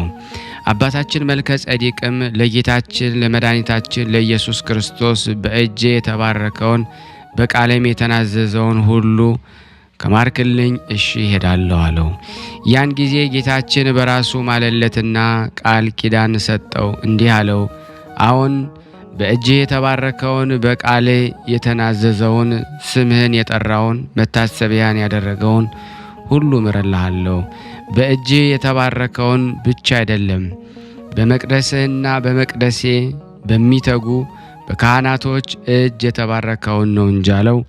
አባታችን መልከ ጼዴቅ ይህን ጌታችን የሰጠውን ቃል ኪዳን በሰማ ጊዜ በፊቱ ሰገደና እንዲህ አለ፣ አቤቱ ጌትነትህ ይመስገን ለዘላለሙ አሜን።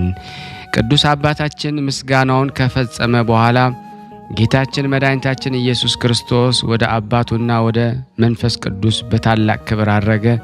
አባቶቼና ወንድሞቼ ሆይ እግዚአብሔር ለአባታችን መልከ ጼዴቅ ያደረገለትን ይህን ድንቅ ተአምር ስሙ። እንደዚህ ያለ ሹመት ወዴት ይገኛል? ቀሲስ ሳይሾም ለበደሉ ሰዎች ንስሐ ሳይሰጥ ከፈጣሪው ዘንድ አስቀድሞ የምሕረትን ቃል ኪዳን የተቀበለ አባት ነው። ሌሎች ካህናት ግን ለበደሉ ልጆቻቸው ንስሐ ከሰጧቸውና ካጠመቋቸው በኋላ ምሕረትን ይለምናሉ።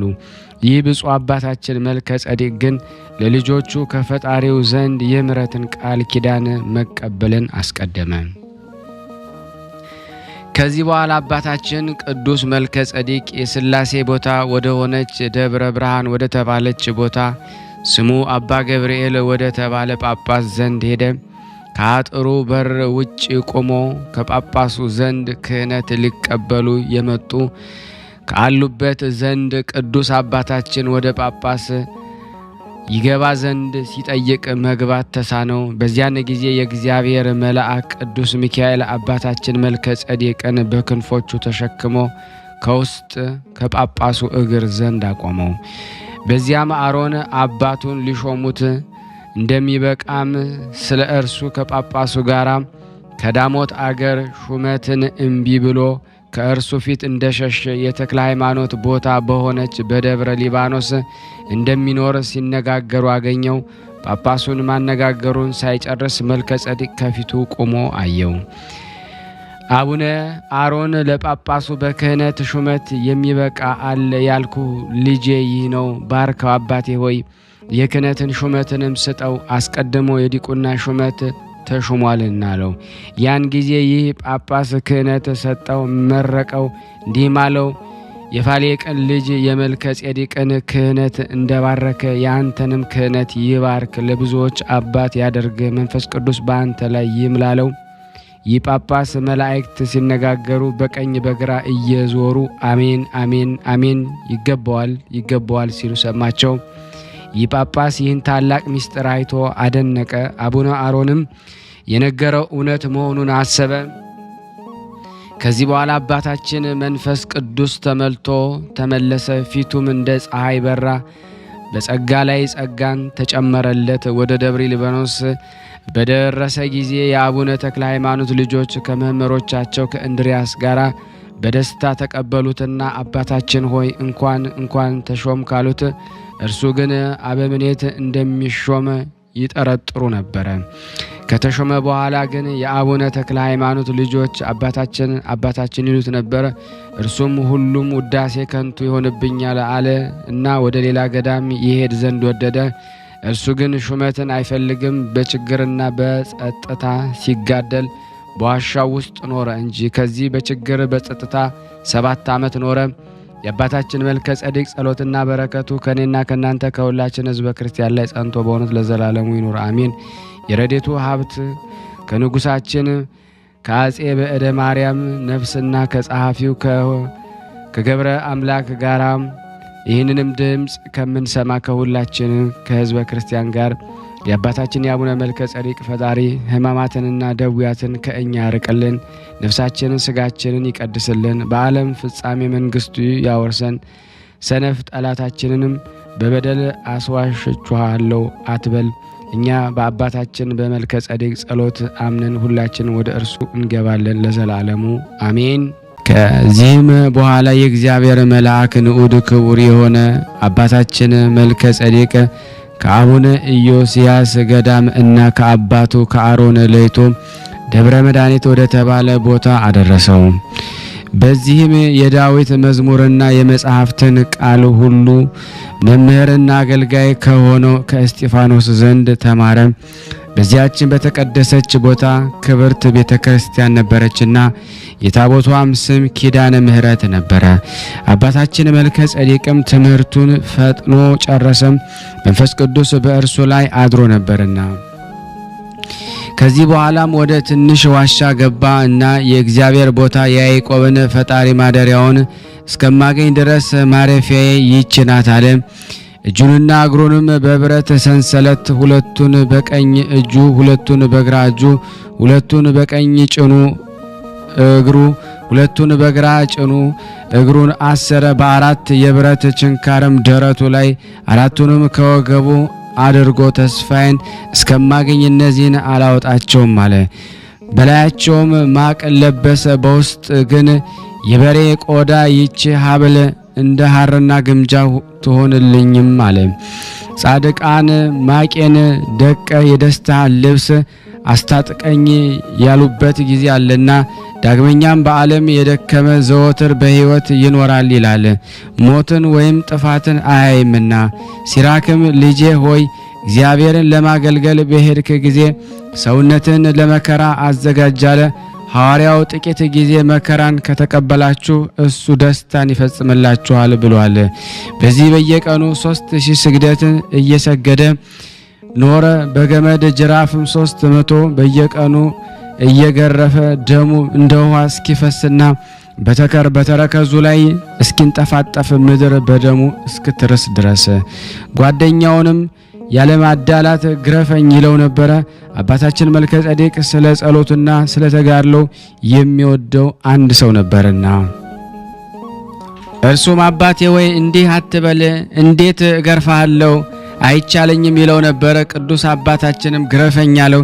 ያን ጊዜ ያ የሚገርፈው ሰው ስቅጥጥ የሚያደርግ የሥጋውን ግርፋት አይቶ በማዳላት ገረፈው። አባታችን እንዴት ታዳላለ? የሥጋዊውንም የደማዊውን ነው እንጂ የእግዚአብሔርን አታስብምና ልጄ ሆይ ከእኔ ሂድ፣ ዛሬስ አትግረፈኝ አለው። ከዚያ ቀን ጀምሮ ጌታችን መድኃኒታችን ኢየሱስ ክርስቶስ ከጲላጦስ ዘንድ መገረፉን ባሰበ ጊዜ ራሱ በእጁ ያለምንም ምሕረት ይገርፍ ነበረ። የክርስቶስን መቸንከር ባሰበ ጊዜ አባታችን መልከ ጼዴቅ ታሰረ። የክርስቶስን መከራ መስቀሉን ባሰበ ጊዜ በብረት ልብስ ወገቡን ደረቱን አዘውትሮ የጎን አጥንቱ እስከሚታይ ድረስ አጥብቆ አሰረ። ክርስቶስ የተጎነጎነ የእሾህ አክሊልም መቀናጀቱን ባሰበ ጊዜ አባታችን መልከ ጼዴቅ ቆቡን ከደረቀ የከብት ቆዳ አደረገ። ክርስቶስ በወታደር ጦር መወጋቱን ባሰበ ጊዜ አባታችን መልከ ጼዴቅ ጎሽ ወይ አውራሪስ በተባለ አውሬ ቀንድ ጎድኑን ቀደደ። ክርስቶስ ሐሞተ ከርቤ የአውባን ቅጠል መጻጻ ቀላቅለው እንዳጠጡት ባሰበ ጊዜ አባታችን መልከ ጼዴቅ እሬት ይበላ መራራንም ይጠጣ ነበረ። ሰማይና ምድርን የሰራ ዓለምን ሁሉ የፈጠረ የክርስቶስ ሞት ባሰበ ጊዜ አባታችን መልከ ጼዴቅ ቅንድቡን እስከሚላጥ የዓይኑ ሽፋሽፍት ጸጉሩ እስከሚመለጥ ድረስ ዘወትር እያለቀሰ እጅግ አዘነ። ምንም ከሽፋሽፍቱ ጸጉር አልቀረለትም ነበረ። ደም የተቀላቀለበት የሚያቃጥል እንባንም ያነብ ነበረ። ከአሰቃቂ መከራዎች ጋር ኖረ። በዝንጎች ምክር ያልሄደ፣ በኃጥአን መንገድ ያልቆመ፣ በዋዘኞች ወንበር ያልተቀመጠ፣ ፈቃዱ የእግዚአብሔር ሕግ የሆነ ሕጉንም በመዓልትም በሌሊትም የሚያነብጽ ነው። ይህ ሰው በውሃ ዳር እንደተተከለች ፍሬዋንም በየጊዜዋ እንደምትሰጥ ቅጠሏም እንደማይረግፍ ተክል ይሆናል። የመጀመሪያውን ሁሉ ይፈጽማል ያለውን ያስብ ነበረ። የዚህ መዝሙር ትርጓሜ የልዑል እግዚአብሔር ሕግ የጠበቀ ሁሉ በክርስቶስ ደም እንደተቀደሰው እንደ ዕፀ መስቀል ይሆናል። የትሩፋት ሥራም ፍሬውም ደግሞ አይረግፍም አይጠፋም። ሰዓታትም መዓልትም ጸሎትን ያደርጋል። 24 ሰዓታት መዓልታትን ጸሎታትን ያደርጋል። በሕይወት መጻሕፍት ይጽፋል። ዳግመኛም ከዕፀ ሕይወት ፍሬ ይካፈላል። ይኸውም የአማኑኤል ሥጋ። ከዚህ በኋላም አባታችን መልከ ጼዴቅ በመዓልትና በሌሊት በጾመ ጸሎትና ይጋደል ጀመረ። የዳዊትን መዝሙር በየቀኑ 3 ጊዜ ይዘልቅ ነበረ። ስለዚህ ነበር ዝንጎች ከደይን ይነሳሉ ከሚል። ዳግመኛ የኃጥአን መንገድ ግን ትጠፋለች። ዳግመኛ ኃጥአን ወደ ሲኦል ወደ መቃብር ይግቡ፣ እግዚአብሔርን የሚረሱት ሁሉ። ዳግመኛም የኃጥአን መቅሰፍታቸው ብዙ ነው፣ እሾካቸው ሳይታወቅ በትር ሆነ። በምድር ላይ ደግሞ ሕያዋን ሳላችሁ በየመዓቱ ይወጣችኋል አለ። ሕያዋን በተባለ ስተው ደግሞ ከሰማይ ወደ ምድር ከኤረሞን ደብር የወረዱ መላእክት ናቸው። ቁጥራቸው 300 ነው።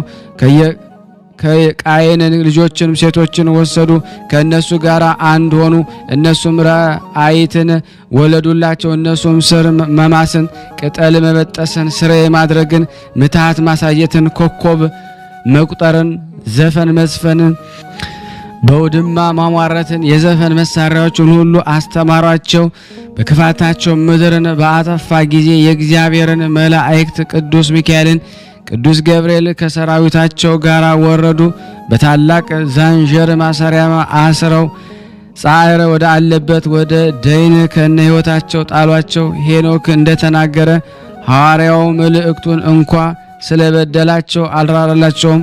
ጻዕር ጥርስ ማፏጨት ወደ አለበት ደይን ጣሏቸው እንጂ ራሳቸውን ተጣድፈው ራሳቸው ለኃጢአት በማስገዛታቸው በታላቅዋ ቀን ስለዚህም ዳዊት ሔዋን ሳላችሁ በመዓቱ በምድር ላይ ይወጣችኋል አለ። ሔዋን ሆነው የተፈጠሩ መላእክት እንደ ዳኑ የሚኮንን ኃጣን እንደማይድኑ ባወቀ ጊዜ ይህን የመሰለውን በመዝሙረ ዳዊት ባገኘ ጊዜ ደረቱን ይደቃል፣ ፊቱንም ይጸፋል። የጣቶቹ ሰንበር በጉንጮች ላይ እስከሚታይ ድረስ እንደዚህ እየተጋደለ 40 መዓልት 40 ሌሊት ቆየ።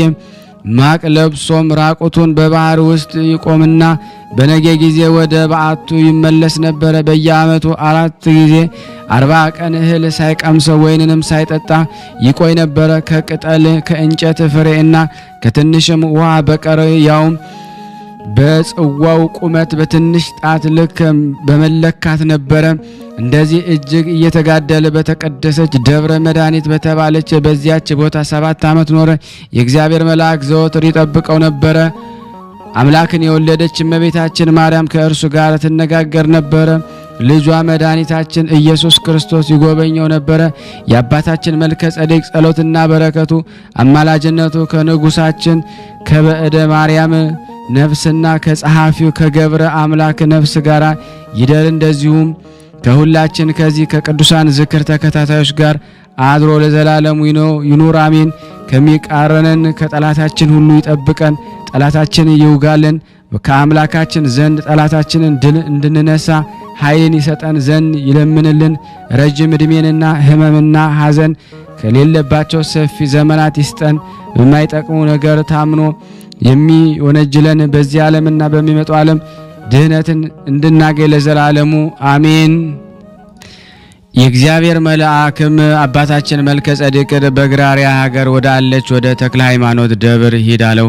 ይህንን ባለው በነገረው ጊዜ አባታችን መልከ ጸዴቅ በመልአኩ ትእዛዝ በደብረ መድኃኒት ተነስቶ ወደ አቡነ ተክለ ሃይማኖት ደብር ሄደ። ወደ ደብሩ ሊባኖስም ደረሰና በዚያ የሚኖሩ ቅዱሳንን ሰላምታ አቀረበላቸው። ንቡረ እድ ሆኖ ከተሾመ ከእንድርያስም ጋር ተቀመጠ። እርሱም ትንሽ የዋሻ በዓት ሰጠውና እግዚአብሔር ሕጉንና ትእዛዙን በመጠበቅ ያጸና ገድልህንም ለመፈጸም ያብቃሃለው። አቡነ እንድርያስም እንዲህ ብሎ በባረከው ጊዜ አባታችን መልከ ጸዴቅ ዋሻው ገብቶ እንደ ቀድሞ በምስጋና በጸሎት በስግደት እንደታሰረ ሆኖ ሳለ ይተጋ ነበረ። በየቀኑም 10,000 ጊዜ ይሰግድ ነበረ። በመንታ የገመድ መግረፊያም ደሙ በምድር ላይ እንደ ውሃ እስከሚፈስ ድረስ 300 ጊዜ ይገርፍ ነበረ። እንባውም እንደ ክረምት ነጠብጣብ የቅንድቡ ውስጥ ወደ ውጭ እስከሚገለበጥ ድረስ ያለቅስ ነበረ። የስጋውን ቁስልም በማቅ ጸጉር ይመታ ነበረ። እንደ መርፌ ወደ ሰውነቱ ሰርስሮ እንዲገባ ያደርግ ነበረ። ይህን ያህል መከራ ሲቀበል እግዚአብሔር ከማመስገን አያቋረጠም። ስራውንም ስነ ፍጥረቱን ያደንቅ ነበረ። እንዲህም ይል ነበረ፣ አቤቱ የተኛሁ እኔን አንቃኝ፣ ደካማውን አበርታኝ፣ የጨለመብኝን አብራልኝ። ይህንን የጸለየው ለራሱ ብቻ አይደለም ስለ ዓለሙ ሁሉ እንጂ። እርሱ ከሱራፌል ጋራ በአርያም ከሐዋርያው ጋራ በኢየሩሳሌም ፈጣሪውን የሚያገለግል ጻድቅና ፍጹም ንጹሕ ነው። ጸሎቱ እኛን ድሃ አደጎችን ትጠብቀን ለዘላለሙ አሜን።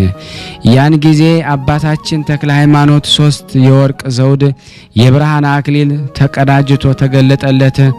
አንዱ እንደ በረዶ ነጭ ህብር ያለውን ስለ ስጋው ንጽህና የተሰጠው ነው።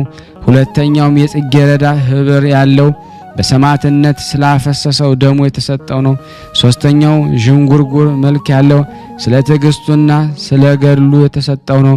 የብርሃን ልብስን ተጎናጽፎ የብርሃን ተአምራት መስቀልን ተመርኩዞ ፊቱም እንደ እግዚአብሔር መልክ እያበራ ተገለጸለት። ወደ አባታችን ወደ መልከ ጸዴቅ ቀርቦ ልጄ ሆይ ሰላም ላንተ ይሁን አለው። አባታችን መልከ ጸዴቅ መልሶ የእግዚአብሔር ሰላም ከአንተ ጋር ይሁን አለው። ዳግመኛም አንተ ማን አለው። እርሱም ከእናቴ ማህፀን ጀምሮ መድኃኔዓለም ተክለ ሃይማኖት ብሎ የሰየመኝ ፍስሐ ጽዮን ነኝ አለው። ያን ጊዜም ከእግሩ በታች ወድቄ ሰገድኩ። ከእርሱ ጋር ያለ የእግዚአብሔር መልአክም ፈጥኖ አነሳኝ። ያን ጊዜም አባታችን ቅዱስ ተክለ ሃይማኖት የዳሞት ሹም መቶሎሚን እንዴት እንደ አደረገው የጣዖት ሟርተኛውንም እንዳጠፋቸው ብዙ ሰዎችን በክርስቶስ እንዳሳመነ ነገረው። ስለዚህም ፈጣሪ ከፍ ከፍ አደረገኝ፣ አከበረኝ፣ ለሰዎችም አባትም አደረገኝ። ልጄ ሆይ አንተም ጸንተህ ተጋደለ፣ እነሆ ለብዙዎች አባት ትሆናለህ። እግዚአብሔር ለመጋደል ያጽና፣ ሰላምም ይስጥህ አለው። ይህንን ከነገረው በኋላ አባታችን ተክለ ሃይማኖት ከእርሱ ተሰወረ።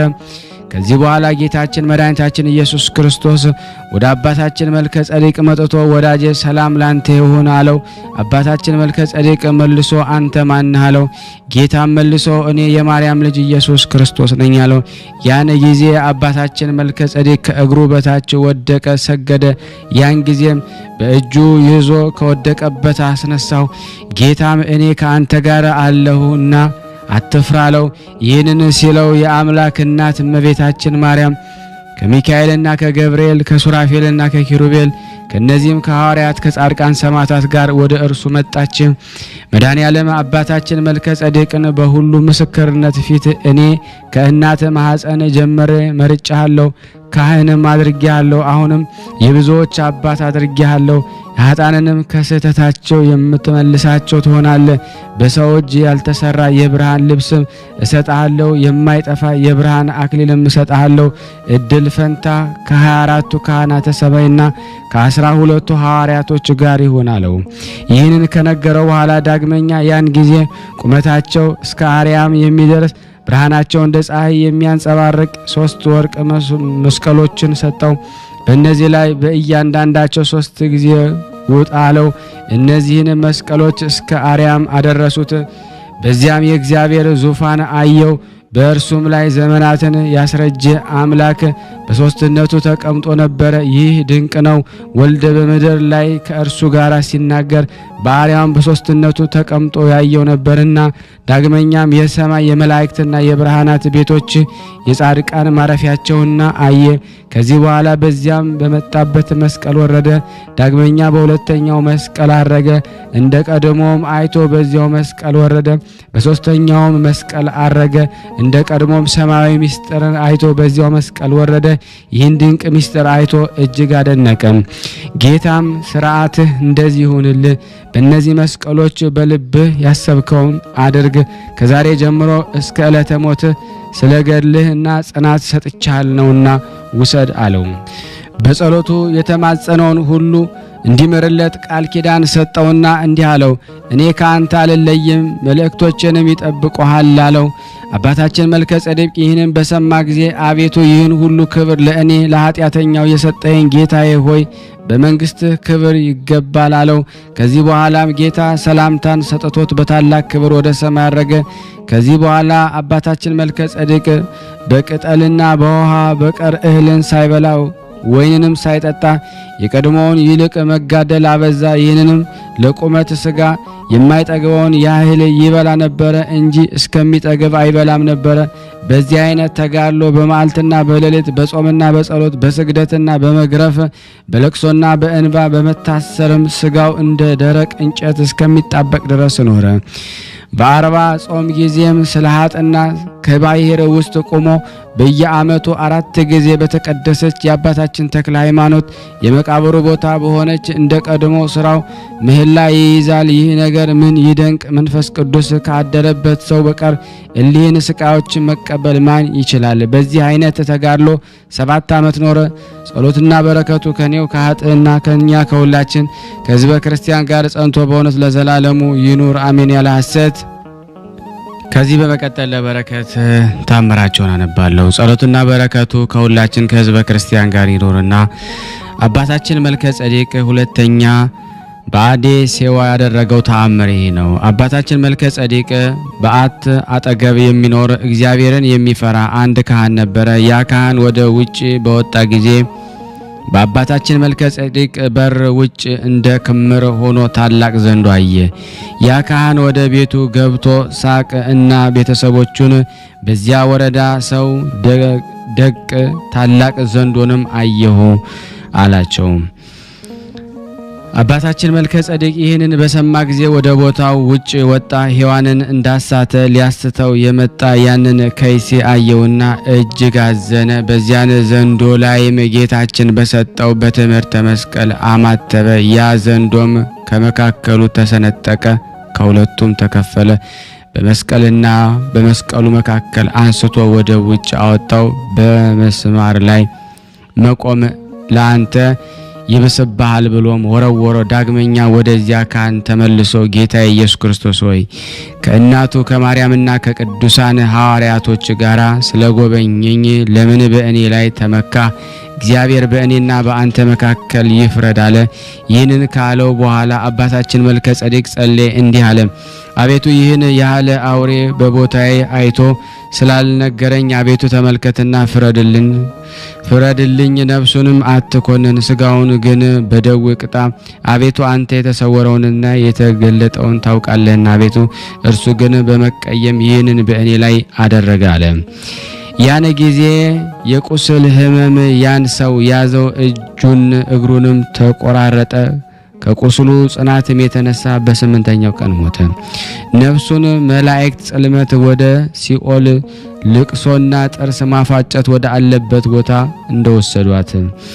ወሰዷትም። አባታችን መልከ ጼዴቅ አወቀና ወደ እግዚአብሔር ስለ እርሱ ለመነለት። እግዚአብሔር ልመናውን ተቀብሎ እንዲህ አለው፣ ወዳጄ ሆይ ምሬሃለሁ፣ እርሱን ወስደ ወደ ርስትህ አስገባው አለው። ያን ጊዜ አባታችን መልከ ጼዴቅ ሳይሞት እግዚአብሔር ወደ አሳየው ብርሃናዊት ወደ ሆነች ሀገሩ አስገባው። አባታችን መልከ ጼዴቅም ስለ ቸርነቱ ብዛት ታላቅ ደስታን ተደሰተ። ለምህረት ባለቤት ምስጋና ይገባል፣ ፍጻሜ የሌለው መንግስቱ ክብርና ምስጋና ይገባል። ጸሎትና በረከቱ ከኔ ከናንተ ከሁላችን ሕዝበ ክርስቲያን ላይ ጸንቶ ለዘላለሙ ይኑር አሜን። ያለ ሐሰት የቀረብነውን ጸሎት ልመናችን እግዚአብሔር ይቀበለን፣ እንደ ቸርነቱ ነው እንጂ እንደኛ ኃጢአት ብዛት አይሁን። ለሀገራችን ሰላሙን፣ ፍቅሩን፣ አንድነቱን እግዚአብሔር ይመልስልን፣ ከቅዱሳኑ በረከት ያሳትፈን ዘንድ በአንድነቱ ነን። ቅዱስ የሆነውን ስሙን አባታችን ሆይ እንበል። አባታችን ሆይ በሰማያት የምትኖር ስምህ ይቀደስ፣ መንግስትህ ትምጣ፣ ፈቃድህ በሰማይ እንደሆነች እንዲሁም በምድር ትሁን። የዕለት እንጀራችንን ስጠን ዛሬ፣ በደላችን ይቅር በለን እኛም የበደልነውን ይቅር እንደምንል፣ አቤቱ ወደ ፈተና አታግባን ከክፉ ሁሉ አድነን እንጂ መንግስት ያንተ ናትና፣ ኃይል፣ ክብር፣ ምስጋና ለዘላለሙ አሜን። እመቤታችን ቅድስት ድንግል ማርያም ሆይ በመልአኩ በቅዱስ ገብርኤል ሰላምታ ሰላም እንልሻለን። በሐሳብሽ ድንግል ነሽ፣ በስጋሽም ድንግል ነሽ።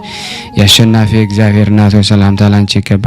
ከሴቶች ሁሉ ተለይተሽ አንቺ የተባረክሽ ነሽ፣ የማኅፀንሽ ፍሬ የተባረከ ነው።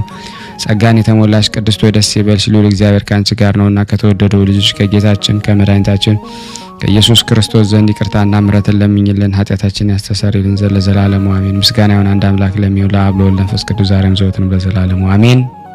ውድና የተወደዳችሁ የክርስቶስ ቤተሰቦች የእናታችን የቅድስት ድንግል ማርያም የአስራት በኩራት ልጆች ሁላችሁም በያላችሁበት ሰላም እግዚአብሔር ይብዛልን። ይህንንም ምስል የምትመለከቱ በጻድቁ መልከ ጼዴቅ ስም ጠይቃችኋለሁ። ላይክ ሸር እያደረጋችሁ ለምእመናን ታስተላልፉ ዘንድ እጠይቃችኋለሁ። ከዚህ በመቀጠል ደግሞ ለማድረግ ለዓለም ታደርሱ ዘንድ በቅዱሳኑ ስም ጠይቃችኋለሁ። ከዚህ በመቀጠል ስንክሳር ዘወርኀ ሐምሌ 4 ቀን የሚነበበውን በሥላሴ ስም አነባለሁ። አንድ አምላክ በሆነ በአብ በወልድ በመንፈስ ቅዱስ ስም ሐምሌ 4 በዚች ቀን የቅዱሳን አቡቂርና ዮሐንስ የሥጋቸው ፍልሰት ሆነ። ይህም እንዲህ ሆነ። እሊህ ቅዱሳን የካቲት 6 ቀን ሰማዕታት ሆነው በሞቱ ጊዜ ምእመናን ሥጋቸውን ተሸክመው ወስደው በእስክንድርያ ከተማ በስተ ሰሜን ባለች በቅዱስ ወንጌላዊ ማርቆስ ቤተ ክርስቲያን ውስጥ በስውር አኖሯቸው። እስከ ሊቀ ጳጳሳት ቄርሎስ ዘመንም በዚያ ኖሩ። የእግዚአብሔር መልአክም ለቅዱስ ቄርሎስ ተገለጸለት። ወደ ወንጌላዊ ቅዱስ ማርቆስ ቤተ ክርስቲያን ሄዶ የቅዱሳን አቡቂርንና የዮሐንስን ሥጋቸውን አውጥቶ እስኪሾም አዘዘው። እርሱም ተነስቶ ሄደ። ከእርሱ ጋር ብዙ ሕዝቦች ነበሩ። በደረሱ ጊዜ ጸለዩ። ምድሩን ሲቆፍሩ ሥጋቸው በውስጥ ያለበትን ቦታ ተገለጠላቸው። በባህር ዳርቻ ወደ አለች ወደ ሌላይቱም የቅዱስ ማርቆስ ቤተ ክርስቲያን በታላቅ ክብር የቅዱሳኑ ሥጋቸውን ተሸክመው አድርሰው በዚያ አኖሩ። በዚያም ቤተ ክርስቲያን ሰሩላቸው። በዚያ ቀን ታላቅ በዓል አደረጉ። ከሥጋዎቻቸው ድንቆች ተአምራት ተገለጡ። አረማውያን ለተሰበሰበው ይህንን ድንቅ ተአምር ባዩ ጊዜ ጣዖቶቻቸውን ትተው ክርስቲያኖች ሆኑ። በዚያች የጣዖት ቤት አሸዋ በላይዋ ተከመረባት። ታላቅ ኮረብታም ሆነ። የቅዱሳንም ስጋቸው ተአምራትን ለበሽተኞች ታላቅ ፈውስን ያደርጋል። ለእግዚአብሔር ምስጋና ይሁን። እኛንም በጸሎታቸው ይማረን። በረከታቸው ከኔና ከእናንተ ከሁላችን ሕዝበ ክርስቲያን ላይ ጸንቶ ለዘላለሙ ይኑር አሜን። በዚች ቀን ደግሞ የአማርያ ልጅ የሴዴቅያስ ልጅ የጎዶልያ ልጅ የኩሲ ልጅ የሶፎንያስ የእረፍት መታሰቢያ ነው። እርሱም በይሁዳ ንጉሥ ኢዮስያስ ዘመነ ትንቢት ተናገረ፣ እንዲህ አለ። እግዚአብሔር ከዚህ ዓለም ፈጽመው ይጠፋሉ አለ። ከብቶችና ሰዎች ያልቃሉ፣ የባህር ዓሣዎች፣ በሰማይ የሚበሩ አዕዋፎች ያልቃሉ። ዳግመኛም ስለ ሞዓብ እንዲህ አለ። ስለዚህ ሞዓብ እንደ ሶዶም ትሆናለች፣ የአሞንም ልጆች እንደ ገሞራ ልጆች ይሆናሉ። ደማስቆም እንደ እህል ታልቃለች። እርሱ እንደ ተነበየው እነዚህ አገሮች በናቡከደነጾር ምርኮ ይጠፋሉና። ዳግመኛም ስለ ፋርስና ስለ ነነዌ ትንቢት ተነገረ፣ እንዲህ አለ። የፋርስን ሰዎች አጠፋቸዋለሁ፣ የነነዌን ፍርስራሽን ውሃን የሌለበትን ምድረ በዳ አደርጋለሁ። መንጋዎችንም በመካከሏ ይሰማሩባታል። ይህች ከተማ በመቄዶንያም እስክንድሪያ እጅ ትጠፋለች። ዳግመኛም ስለ ክርስቶስ መምጣት እንዲህ ተነገረ። ያን ጊዜ ሁሉ የእግዚአብሔር ስም ይጠራል ዘንድ በአንድ ሕግም ይገዙልኝ ዘንድ የአሕዛብን ሁሉ አንደበት ወደ ሕግ እመልሳለሁ። ደግሞም እንዲህ አለ። ከኢትዮጵያ ወንዞች ማዶ መስዋዕቴን ያመጡልኛል። ለእግዚአብሔር ምስጋና ይሁን። እኛንም በጸሎቱ ይማረን። በረከቱ ከኔና ከእናንተ ከሁላችን ሕዝበ ክርስቲያን ላይ ጸንቶ ለዘላለሙ ይኑር አሜን። ዳግመኛም በዚህ ቀን ስለ ክርስቶስ ትንቢታቸው እንደ ፈሳሽ ውሃ ያጎርፍ የ12 ደቂቅ ነቢያት መታሰቢያቸው ነው። በረከታቸው ከኔና ከእናንተ ከሁላችን ከሕዝበ ክርስቲያን ላይ ጸንቶ በእውነት ለዘላለሙ ይኑር አሜን። ያለ ሐሰት ሁላችንም በያለንበት እግዚአብሔር ሰላሙን፣ ፍቅሩን፣ አንድነቱን ይላክልን። እንደ ቸርነቱ ነው እንጂ እንደኛ ኃጢአት ብዛት እንዳይሆን። ለሀገራችንም ሰላሙን፣ ፍቅሩን፣ አንድነቱን እንዲመልስልን። ታሞ በሆስፒታል፣ ታሞ በቤታቸው፣ ታሞ በጸበል ስፍራ የሚጨነቁትን የእግዚአብሔርን ፈውስ የሚጠባበቁትን እግዚአብሔር ይማረልን። ሁላችንም የሚማረን። ለታሰሩትን መፈታትን እግዚአብሔር ይላክልን። ስናነብ የጎደለውን የነጠበውን በአፈ መላእክት ሞልቶ ይቀበለን። እንደ ቸርነቱ እንጂ እንደ ኃጢአታችን ብዛት አይሆንብን። ከቅዱሳኑ በረከት ያሳትፈን ዘንድ በአንድነት አባታችን ሆይ እንበል። አባታችን ሆይ በሰማያት የምትኖር፣ ስምህ ይቀደስ፣ መንግሥትህ ትምጣ፣ ፈቃድህ በሰማይ እንደሆነች እንዲሁም በምድር ትሁን።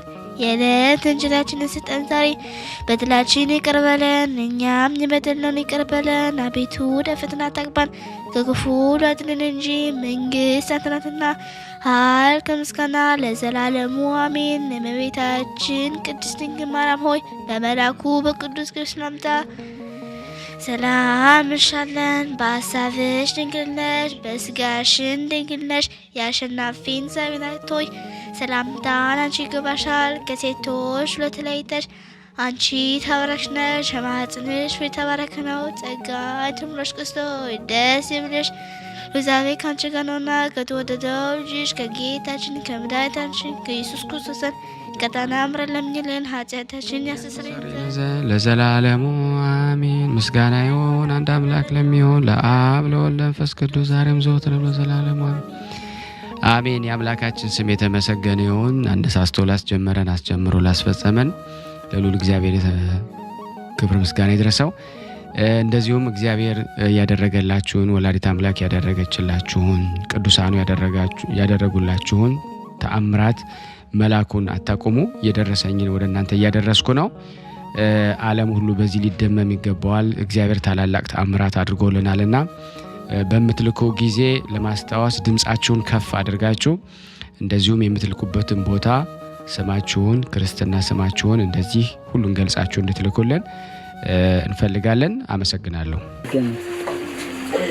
ዛሬ ግድፍት ቀን ነው፣ ግን ያው በሽሮ ነው ያገኘ ነው። ሁሉ ሲጾሙ ከርመው በዚህ ነው እየተመደቡ ነው። በዚህ ውስጥ ነው የሚስተናገደው። የሚያስፈልገውን በሙሉ የሚያገኘው ከቤተ እግዚአብሔር ነው እና በረከት መቅመስ ይችላል። ለዛ ነው የእግዚአብሔር ቤት የተባለው። ሁሉም ጌታ አግኝቶበት የሚሄድበት ቤት ነው።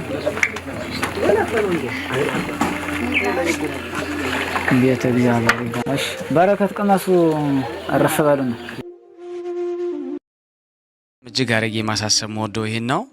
ስለ ቅዱስ ገብርኤል ብላችሁ እንደምትልኩ በጣም ተስፋ አደርጋለሁ። በኢትዮጵያ ንግድ ባንክ ቀጥታ መላክ ለምትፈልጉ እዚህ ጋር ባለው ቁጥር ላኩ።